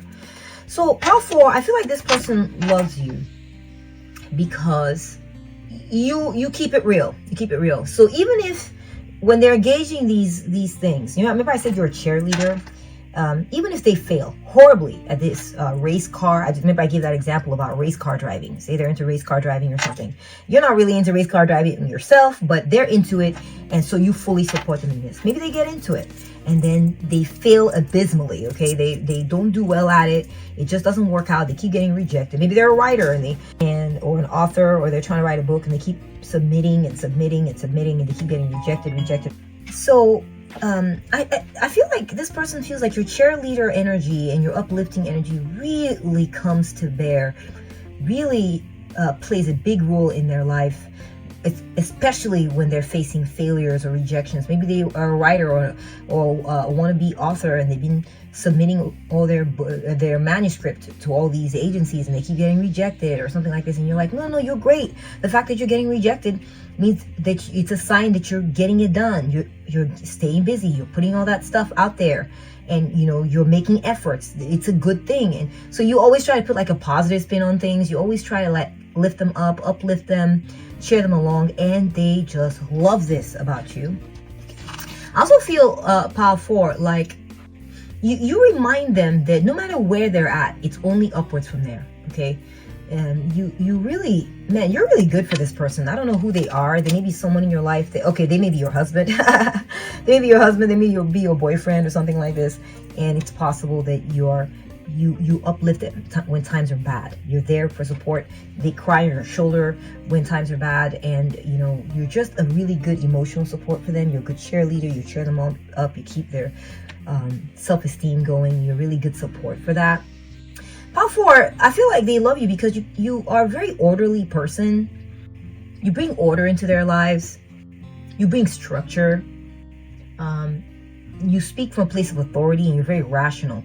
Okay, you're invaluable to this person, Pile 4. They feel like they can depend on your outlook. It's not like an emotional, mushy-gushy, you know, oh, I'm just hyping you up just because that's just my job. That's all I care about. They feel they can depend on you to give a rational assessment of things, okay? So, like, for instance, if they're submitting their work and they're being rejected, I feel like you can look at their work and be like, you know, I think your work is good. It just takes the right person to look at this and be like, I want to give you a chance. And you hype them up in that way, and they depend on this. They feel that you make sense, you know, and so it's not just empty air, you know, or some kind of silly person or silly advice or just some kind of like empty platitudes. They're just, you know, put there, just keep on trying, you know, keep on trying, or practice makes perfect, or I mean, although these things are true, but you know, it's just kind of like empty and generic, like you could tell it to anybody or something like this. And for them, they feel like you give actual reasons and actual analyses on what's happening that they find very heartening. It makes sense to them, and so they can lean on that, and this helps them feel bolstered. You might have your own business or have something that you're in charge of, or you're an authority of. You may be an authority, maybe a boss or a CEO or something like this, and this is something that they love about you. You may just be a take charge person. Maybe you take really good control of your life, your schedule, your business, your job, or something like this, and you mastered it, pile 4. A side message coming through pile 4 is that maybe you have a father figure in your life, or some kind of male in your life that is very supportive of them and very supportive, that they helps you out, or they found this person to be a good person and they love you because of this person. Okay, I don't know, a very interesting message there. It's very specific, just take it as it resonates. We have the Queen of Cups, Reine de Coupe. Okay, yeah, so they feel like you are a very excellent emotional support, that you have great compassion for them and for the people around you, that you know how to, you're a good listener, you know how to uplift them when it comes to their emotions. They feel that you're very calming, you're very comforting. I see you pouring tea for them, and they're just like, oh, thank you, I've had such a hard day today and it's just been so tough. And you're like, here, tell me about it, sit down. You pour them tea, you put some herbs in, you listen, and you actually give them solid, powerful advice. You're not just some woman that's just like saying it'll be okay, just emptily telling them this. No, it's based on you're an excellent strategizer yourself. You're successful in your own right. You know what it takes to be successful, so they can trust whatever it is that you're saying. You might be a therapist, or you could be a tarot reader or a psychic or something like this, and they depend on you to help them water some of these, kind of work through some of these issues that they've been having. They may be going through a hard time right now for some reason, but this is why they love you. Or whenever they have been through hard times, they feel that you have been a support to help them get through this, and this is one of the reasons that they love you. We have, this is Roi d'Épée, which is the King of Swords. Roi d'Épée. Again, we're getting back to these rational energies. You're an excellent balance of energies, pile 4.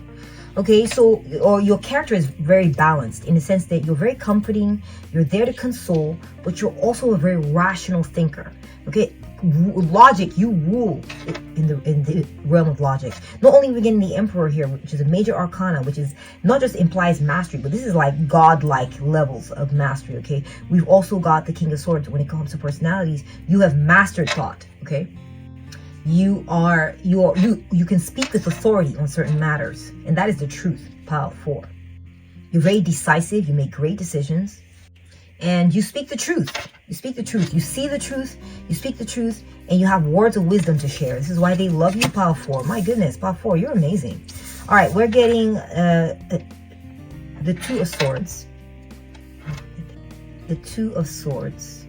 Yeah, I feel like this person, there's a decision they're facing. They're in a state of crisis. They may be dealing with something. You're dealing with someone who's dealing with something, pile 4, or routinely deals with something, or maybe they have some sort of issue where they get into sort of like a victim mindset. That's possible, and they need to work through this. Maybe this person laments a lot of things in their life. Maybe they've gone through a really hard time in life, or they're going through something right now, or they've dealt with difficulties in the past. And the reason they love you is because you help them get through this state of indecision. You help them get through this state of, oh, stalemate, and I don't know what to do, I'm just distraught, I don't know which way to turn, I don't know what to think, I'm undecided, I've got difficult choices ahead of me, I don't know if I should go this way or that way. You help them think through and get through this. You may be a lawyer even. You may have a lawyer who has a unique blend of certain traits. You can be a sharp thinker, analytical, well-read, knowledgeable, and a good therapist, a good person you can talk to who will comfort you and make you feel secure. You bring a lot of comfort and security to this person's life.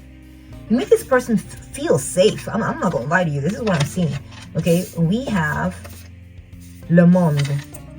This is the world, number 21. Okay, so pile 4. Man, you are invaluable to this person. This is part of why they love you so much. Okay, you help this person feel fulfilled.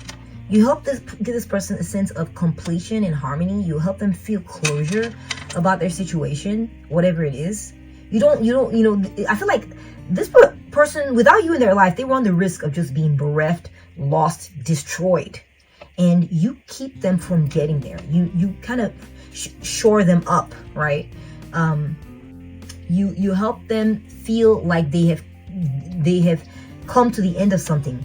You know, maybe they went through an ordeal, this person, or they're going through an ordeal. Maybe they were going through school and they kept failing certain classes or something, and you kept being there to make sure that they made it through. You kept encouraging them. You kept helping them through certain difficult parts until they made it, until they succeeded, until they reached their goal and completed this thing and that they were working on and achieved this major goal. And you or maybe you help them define what their goal was, because they're kind of all over the place. They didn't know where to look, where to turn because of what they were going through. Maybe they were going through genuinely very testing circumstances, or maybe they're just more of a distraught sort of mindset. They can't quite think right. They tend to feel kind of frazzled easily. It could be just their personality type or something like this, and you help this person either define their goals and help give them clarity and say, this is where you should be focusing. You give them where they should be focusing so they don't get scatterbrained and get caught up because of their emotions, or you help them achieve that goal. This is part of why they love you so much. Wow. Okay, let's go ahead and take a look at your oracle cards, starting with this one. We have shadow work. Oh my gosh, pile 4. Like I said, this could be their personality type. You're helping them through something. This soul, you may have come to this reading with a particular person in mind. This person, if it's a particular person in mind, then you're helping them become. You're helping them with their becoming. If you're just coming to this reading with, what do people love about me in general, then this could be your profession. And a lot of people view you this way. You help a lot of people clarify what it is they should be focusing on. You help a lot of people sort through, angst, moments of angst and difficulty, maybe being victimized, maybe being traumatized, maybe they I don't know, maybe they were RAPD, or they were assaulted, or they were stolen from, or they were, some crime was committed against them, or someone hurt their family. Or, I mean, there are really tough situations in life that people got to deal with. Maybe this is your line of work. Maybe you're just naturally talented at this. But people view you as someone who helps them work through the shadow, either their shadow aspects, which meaning their difficult parts of their personality, kind of hold them back, but are there for a reason, something to process out. Or you help them work through the shadowy aspects of life in general that they're having to deal with and encounter. Okay, so this could be your job. It could be a therapist. You could be a lawyer helping them deal with the legal aspects, or you could be a psychic. You could be a tarot reader. You could be a counselor. You could be a friend or mentor. Shadow work. This is why they love you. We have motherhood. Okay, this could be your child. I'm getting that here, with kind of like a mother and child situation going on. This could be your child. Now we're seeing it here again with a mother and child.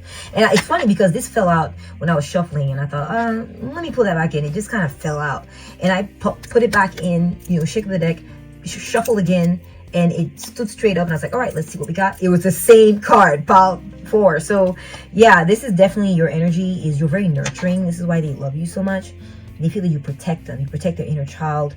You protect the fragile aspects of people or of this person. Okay, you protect the fragile aspects. Okay, interesting. You are a protectress and a nurturer, and all rolled into one. We have dream date Barbie and Ken. Ooh. So pile 4, I feel like this person they feel like you're their match made in heaven. Okay, they feel that you are the one, their soulmate, their one and only, their chosen mate in this world. Okay, I feel like you may go out on dates. They may like the dates that you all go on. They like going out with you. Look, we kind of got a date going on here. Look, we got to say it's a dream date. So I feel like this person feels like they like being seen with you. When you get dressed and you get your stuff together and you all go out, they're like, yeah, this is the one I want to have on my arm. This is where it's at. I'm happy. I'm so happy right now. They love your beauty. They love the way you shine, the way you pop. When you go out places, they feel not only proud to be by your side, they feel proud of you. I kind of mentioned that earlier. They feel proud of you. But I also feel like, yeah, you instill pride in them for sure. But also because you're proud of them, they love you for that. They love you for being proud of them. And when you guys go out, they feel proud to have you on their arm. They'll have you by their side. This kind of thing. They love being seen with you. This is part of why they love you, is that you shine like a star. You're bright. Your energy is very loving, and you're very emotionally healing. You're very caring, nurturing. You are a friend. If this is romantic, it's not just a date. you're a friend of theirs, and they really value this unique energy, this unique relationship where it's like there's love, there's caring, there's friendship. I'm getting child protection. I feel like for a lot of you guys, okay, this person loves you because you're protecting their child from some kind of crazy circumstance.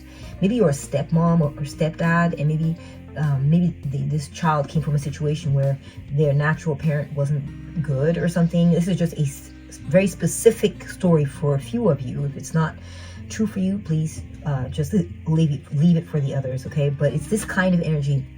You either protect their inner child, or you're protecting their child, and they love you for this. You're protecting their child from a harsh world, or protecting your child from a harsh past, and you're helping shield them from all that, and they love you for it. Maybe you're replacing a parent that they had that was dysfunctional, or wasn't there to shoulder responsibilities or be there for them, and you're stepping in, and you're like, I'll be your mom, I'll be your dad, and this person loves you for treating their child that way. That's very specific. Take it as it resonates. We got Oshun. This is Goddess Oshun, fearless love. So Goddess Oshun is the Yoruba Orisha of love. She's a deity of love, fertility. Again, we're getting these mothering vibes, okay? Beauty, divine femininity, okay? Sensuality, money. Okay, this person loves you because you're abundant. Pile 4, you're abundant. You're abundant not just materially, but you're abundant emotionally. You have like this endlessly loving energy. Pile 4, oh my gosh. They feel like they could just sink into your arms and just be there forever, and you would forever just be pouring. It's not a measured, love is not a measured thing for you, Pile 4. It just flows. Love just flows out of you. So not only do you have order in your life, you also have this flowing abundance of love and emotional support in you. You're also very beautiful. This is another reason that they love you very much. They think that you are very beautiful. They love your curves. I'm also getting like curvy vibes. Like, they love your curves quite a bit, okay? I'm getting like the butt. They love your butt. And they love just, your hips. Like, seeing a lot of hips. See the hips there, the butts, hips. They love your hips. You may have very curvy hips, or they like the shape of your hips and your butt. They love that about you. Next, we're getting Tai Chi rising. And 29, shift of paradigm. Wow. Beautiful lion, beautiful.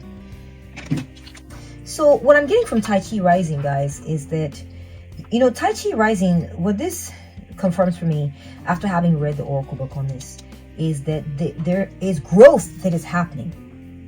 Okay, there's growth that is happening because of you, and it needs to happen. And you're able to, you support this. You support the growth in them. You support the growth in others. All right, you're a very powerfully nurturing person or energy, and people really love this about you. Okay, Tai Chi is the idea of feeling greatly like connected to life, and an increasing awareness of your inner world. Okay, so being more aware, more self-aware. You support inner growth. Powerful. We kind of saw that with shadow work. You support inner growth. You support when it comes to letting go of grudges, letting go of that which hurt you, letting go of it, trust in the universe and trusting the process. Okay, so what I'm seeing, Pile 4, is that this person or people love you for the fact that you are, you're a very powerful spiritual guide. I'm not going to lie to you, Pile 4. This person views you as like, you're like a guardian in life. You help sort of guide them towards what is wholesome, healthy vibes only, Pile 4. Next, we're seeing 29, shift of paradigm. Look at a situation from another angle. You help them see things from different angles. Yeah, exactly. So you know, a lot of times, when we're going through tragedy or we're going through difficulty, we're very tempted to want to see things from that perspective only. Oh, I was victimized. Oh, they hurt me, and they did. Oh my gosh, how could I even treat it like this? What the heck? And that is effed up, and that is effed up. Okay, but then we're very tempted to stay there. And so the impact that you have, Pile 4, is you help in a very loving way kind of guide people out of this state into one of empowerment, to become like this lion here, where you're like, okay, I was hurt, but I'm going to roar. I'm going to slowly shift into lion mode, and so I can find my sense of power again. I'm not a victim. I'm empowered. I'm a lion. I'm a lioness. Okay, so you help people find this, and this is why they love you. Pile 4, we got the shapeshifter, Spider Woman, co-creation, and forgiving. You love to lead a happy and fulfilling life. Therefore, you have learned to forgive and forget. What I tell you guys, letting go.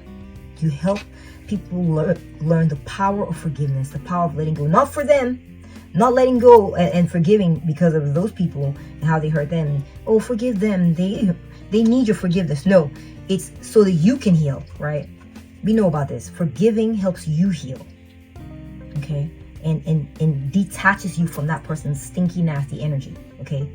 Whether they were callous, whether they were thoughtless, whether they were cruel, whether they're a psychopath, whether they're broken, whatever it is. Now you're going to be using the sword here to cut yourself off from that energy and be like, I don't want to be attached to you. Even though you victimized me, I'm severing this victimization, and the person who victimized, right? I'm severing this relationship. I don't even want this relationship with you.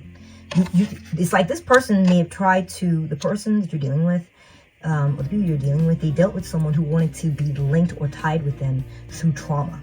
And you're helping this person understand that by forgiving and letting go of this person, they are rejecting that connection. They're rejecting it. That's a way to get your power back, is to reject that connection by letting them go, forgiving them, and not getting caught up in the throes of, oh, they hurt me, like finding a way to get that out of your life so that you can let go of that connection.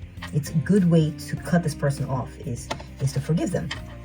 Now, it says here, you teach them to learn to forgive and forget. You understand holding grudges doesn't help you in any way. It just holds you back. So, powerful, this person loves you because also you're forgiving. You are forgiving. Not only do you help people, guide people in this direction, you live this way, okay? You are able to also take the shape of whatever is needed to help people no matter where they're at. Like, for instance, at some points, some people are so hurt, they're not trying to tell them to forgive and let go. That's not what they want to be hearing. They're angry. They're pissed off. They are fucking mad. They are hurt. They're deeply hurt. Forgiveness is not in their vocabulary at that time, and you know it. So it's like, you know that that's not the time to bring that up, and there's a process that they need to be taken through, and you are there to help guide them through this Power 4, okay? And you're able to shape shift. You can become that calm, loving woman who's there to guide and love. You know, almost getting like baby Moses or something. Anyways, my point is, you're here to you coddle and nurture as needed, and then you become strong as you need to be. Okay, we're getting Spider Woman,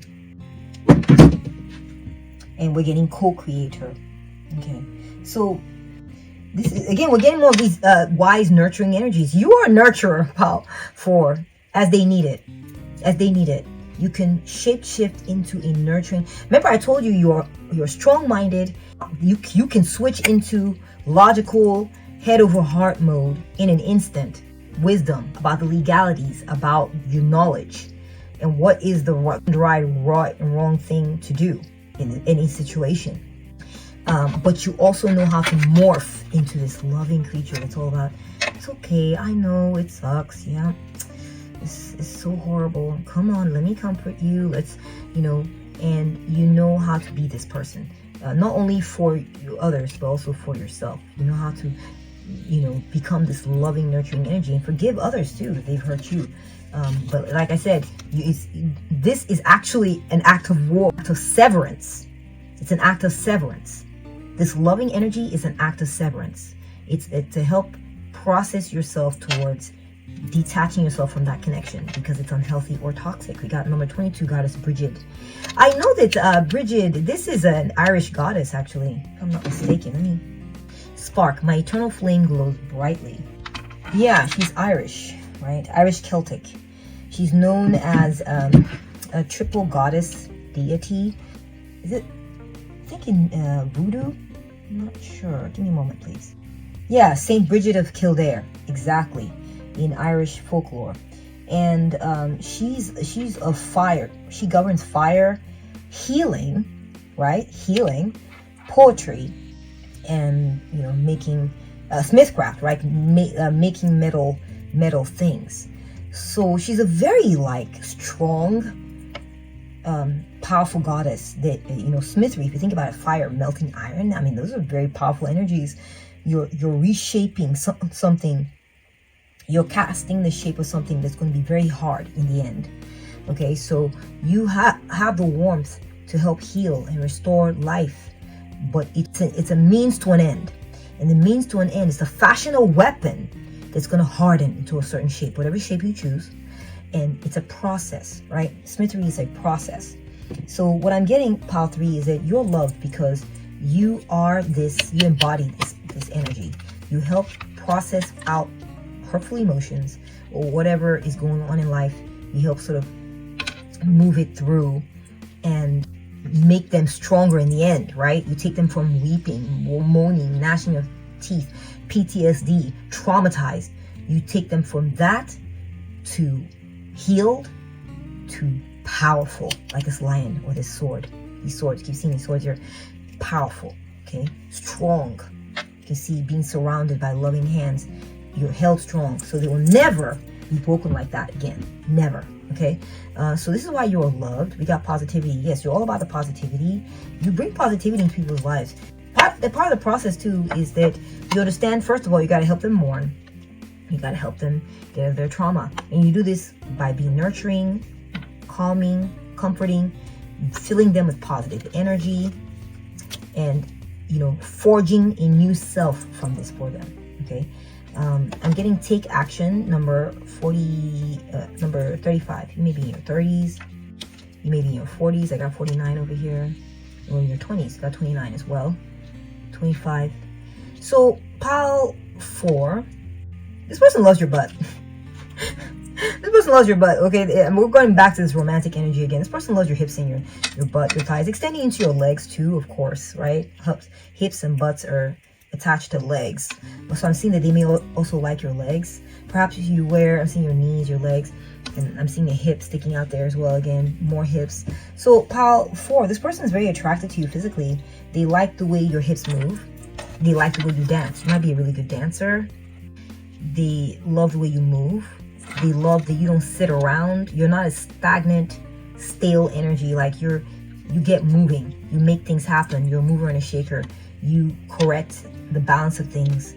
You take part in the dance of life. You're full of life. You're full of energy. And I kind of got that earlier from the energy reading before we even got in here. This is something that they love about you. We have Mia X. We have Mia X, which is strength. The face you put on, number 19. And rival. Okay. So, Pile 4. Okay. They love you. You're loved because you help people put their game face on when they're facing difficulties, facing enemies, facing rivals, or facing difficult situation in life in general. Like, you help people, put their game face on. You're like, get your head in the game. You're not just about this healing, nurturing energy. You're also about the steel. I'm telling you, Pile 4, you help people fight. You help people fight well. Okay? You help people fight. Help them, I'm kind of getting, it says, the face you put on, we're seeing this geisha here. They usually put on this really thick white makeup, and it's part of their art. It's part of their beauty routine, okay? They put on this beautiful makeup. They use it to beautify themselves, but it's also a face they put on to help them take on their duties, help them take on the role that they represent in society, right?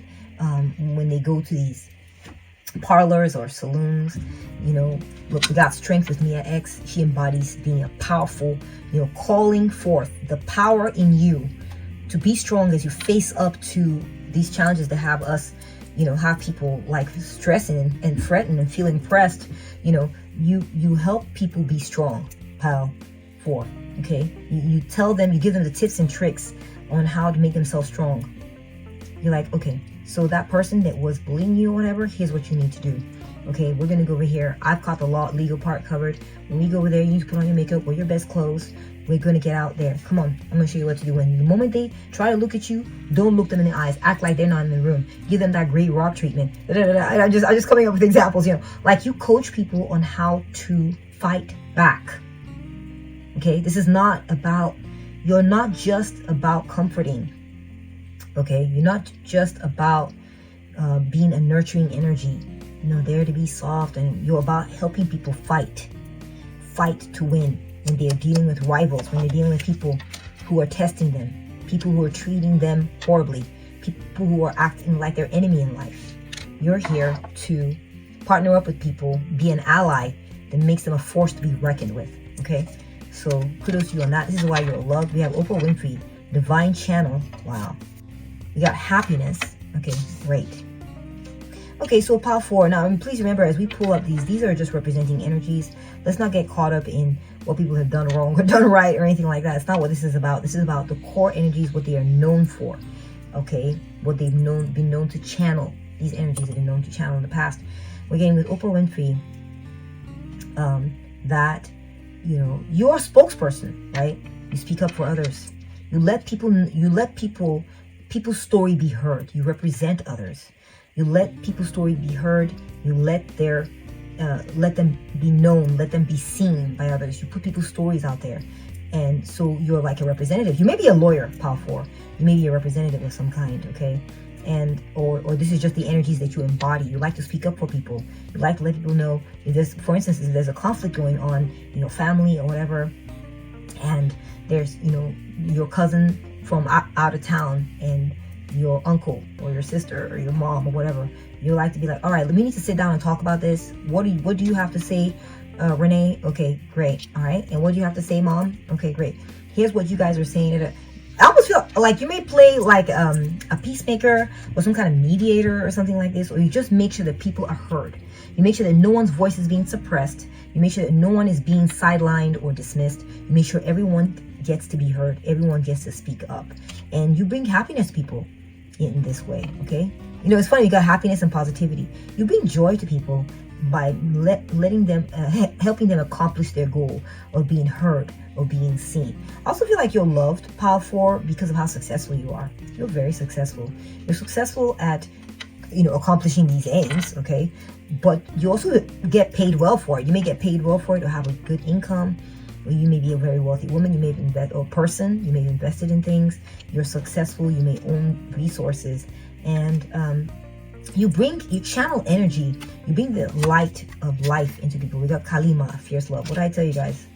Okay, goddess Kali, she is a major Hindu goddess embodying supreme power. Okay, supreme power,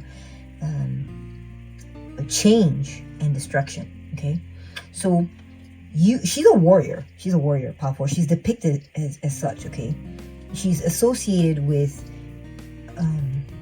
the eradication of evil. She destroys evil and the ego too. Anybody that's like, you know, caught up in their ego and they're failing to see what's wrong. She has the ability to shred people. Okay, she has the ability to talk to someone who's a hardened a-hole. Okay, and talk nonsense into them until their ego is on the floor in shreds and they're crying. So it's interesting range of powers you got here, pile 4. You're able to be a comforter. You're able to be legal and self-controlled, and you're able to shred the crap out of people. You're also able to just destroy evil, period, like through legal means, through legitimate means. You're not sneaky. You're just powerful. You're just powerful. Your power cannot be denied. And you fight for the innocents. Okay? You break down illusions that are causing pains to others.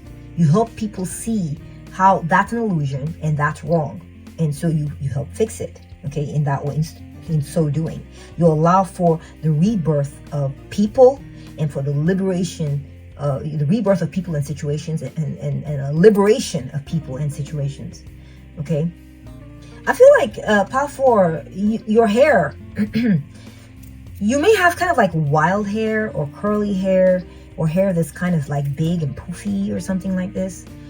or you may just style your hair kind of big with body. And if you don't worry about it, just take it as it resonates. But I feel like for a lot of you, you have big poofy hair with lots of curls, you know, or you put a lot of body into your hair, or your hair is just naturally poofy or something like this. And I feel like this is something they love about you. Yeah, you may be curvy, Pile 4. You may be quite curvy, like big, you know, big boobs, big hips. You're curvy. Okay, that's coming through for a lot of you. If you're not, that's okay too. I'm seeing you in here as well. But that is coming up as a strong feature. And even if you're not plus size, okay, you may just be curvy, like slim hips. I mean, slim waists, slim, but like in certain places you just pop out. You know, you got like curves. Okay.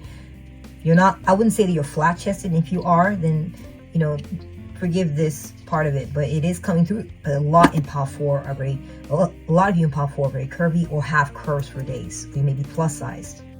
You may have like flyaways or like have hairs that you sort of let kind of like, maybe you have a loose bun and then you have hairs that kind of hang out on the side in bangs or something. That's the one coming through, and they love that about you. They're attracted to that in you. They like that look. You're very powerful, Pile 4. You're very, very powerful being, and this is why they love you. And you use your power to stand up for others. You use your power to heal others. You use your power to rectify wrongs in this world and to help, you know, help process out bad energy from people's lives and lead them towards accomplishment, lead them towards closure, lead them towards, you know, tying things up and healing, fixing things, healing them, and bringing about justice. Okay, you're like walking karma, Pile 4. That's another thing. People feel like you're walking karma. People do not mess with you. If they mess with you, they're going to pay the price. If they mess with those you love, that you're standing up for, there's a price to be paid once you become involved, Pile 4. Wow. And this is why you're loved. Amazing. Okay, so if this is a romantic reading, you're amazing, Pile 4. You're amazing. So if this is a romantic reading, I do have a mini reading at the end to say what does the future hold for this particular connection. If this is a romantic reading or just a platonic reading, you're curious to see how things are going to go between you and this person, how will they treat you, then this other part of the reading is for you, specifically to figure out like what does the future hold between you and this person, how will things go, how will they treat you, how will they respond to you. I'll be right back. Okay, so we're getting Manas right away as your Elder Futhark rune. Oh, I'm sorry, this is Awaz. Awaz is your Elder Futhark rune, which represents movement, right? M is for movement. It actually symbolizes a horse, but this implies like transportation, movement, or steady progress. So I feel like you're going to be making steady progress with this person in some type of way. This is a blank rune, so there's a lot of potential in how this could go. And I feel like a lot of it is up to you, honestly, for the future of this connection between you and this person. We're also getting Yibo. I feel like this person is going to give you some type of gift because of the way you have helped them. I see also a positive outcome, a partnership, and I see a strong commitment coming through as well based on these runes. So I do see progress, and I see, you know, a thankfulness. I see, so like a positive outcome because there's going to be thankfulness involved. And I'm also seeing with this Yibo rune. Yeah, and I feel like if you're looking for will this be successful or something like this, it's largely up to you and how you handle the situation. I feel like that's what especially with a plain empty, the ball's in your court, you know, as far as it depends on how you handle the situation, success will come. Okay, but there will definitely be progress. Okay, this person may make a trip to come see you. That's going to be a specific message for some of you. Make a trip to come see you, or there'll be progress in this situation. Okay, we got a money tree. I feel like this is a very fortuitous sign, meaning that the situation is going to be very productive, and a lot of what you're looking for is going to come. Okay, so that's a good indication of success. We got a heart-shaped key here, which implies to me that you will gain access to this person's heart. This person's going to give you access to their heart. They're going to be like, you know what, I love you. You know, it could be platonic, even if it's platonic, even if it's romantic, they can be like, I love you, Pile 4, you're amazing, and you have my love forever, and you have a key to my heart. We have peace. I see peace coming down the pipeline. So there's been some kind of trouble or legal trouble. I see this person's going to end up having a very peaceful situation in their lives in the future, or you're going to end up having a very peaceful one with them. You are always in my heart. Yeah, this person will always treasure you. They're always going to treasure you. They're always going to love you. This is almost like, it's like a forever thing. They will always feel love for you, Pile 4. Okay, this person is going to love you for a very long time to come. We have love you to the moon and back. Oh my gosh, love, love, love. You've got someone who's going to love you for life here, Pile 4. This person will love you for life. We got a thermometer or barometer here. This person is always going to be checking in with you to see how you feel. They're going to be sensitive to your needs, sensitive to how you're feeling. They'll want to do status checkups, check-ins to see how things are going. They're always going to be looking to you to figure out how things are going. We got more love here. Oh my gosh. Let's read the message on the back. A sister is someone to dream, cry, sing, laugh with. Yeah, they're going to feel bonded to you for life. This may be a family member. Okay, I kind of like psychically channeled a sister situation for a few of you. You're dealing with a sister here that you're standing up for, you're trying to protect, or something like this. You're comforting through hard times. You know, in China, the seahorse represents good luck and fertility. So there's going to be good luck in this situation. Things are going to go well for you in this situation with this person, pile 4. We're getting baby feet or just steps being taken. Again, indication of more progress.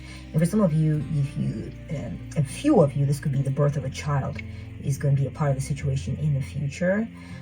We are looking at, what is this? Hold on, let me take a closer look. Oh my gosh, a castle, fortitude. Oh wow, pile 4. This situation is, and look, we got a turret here and a castle.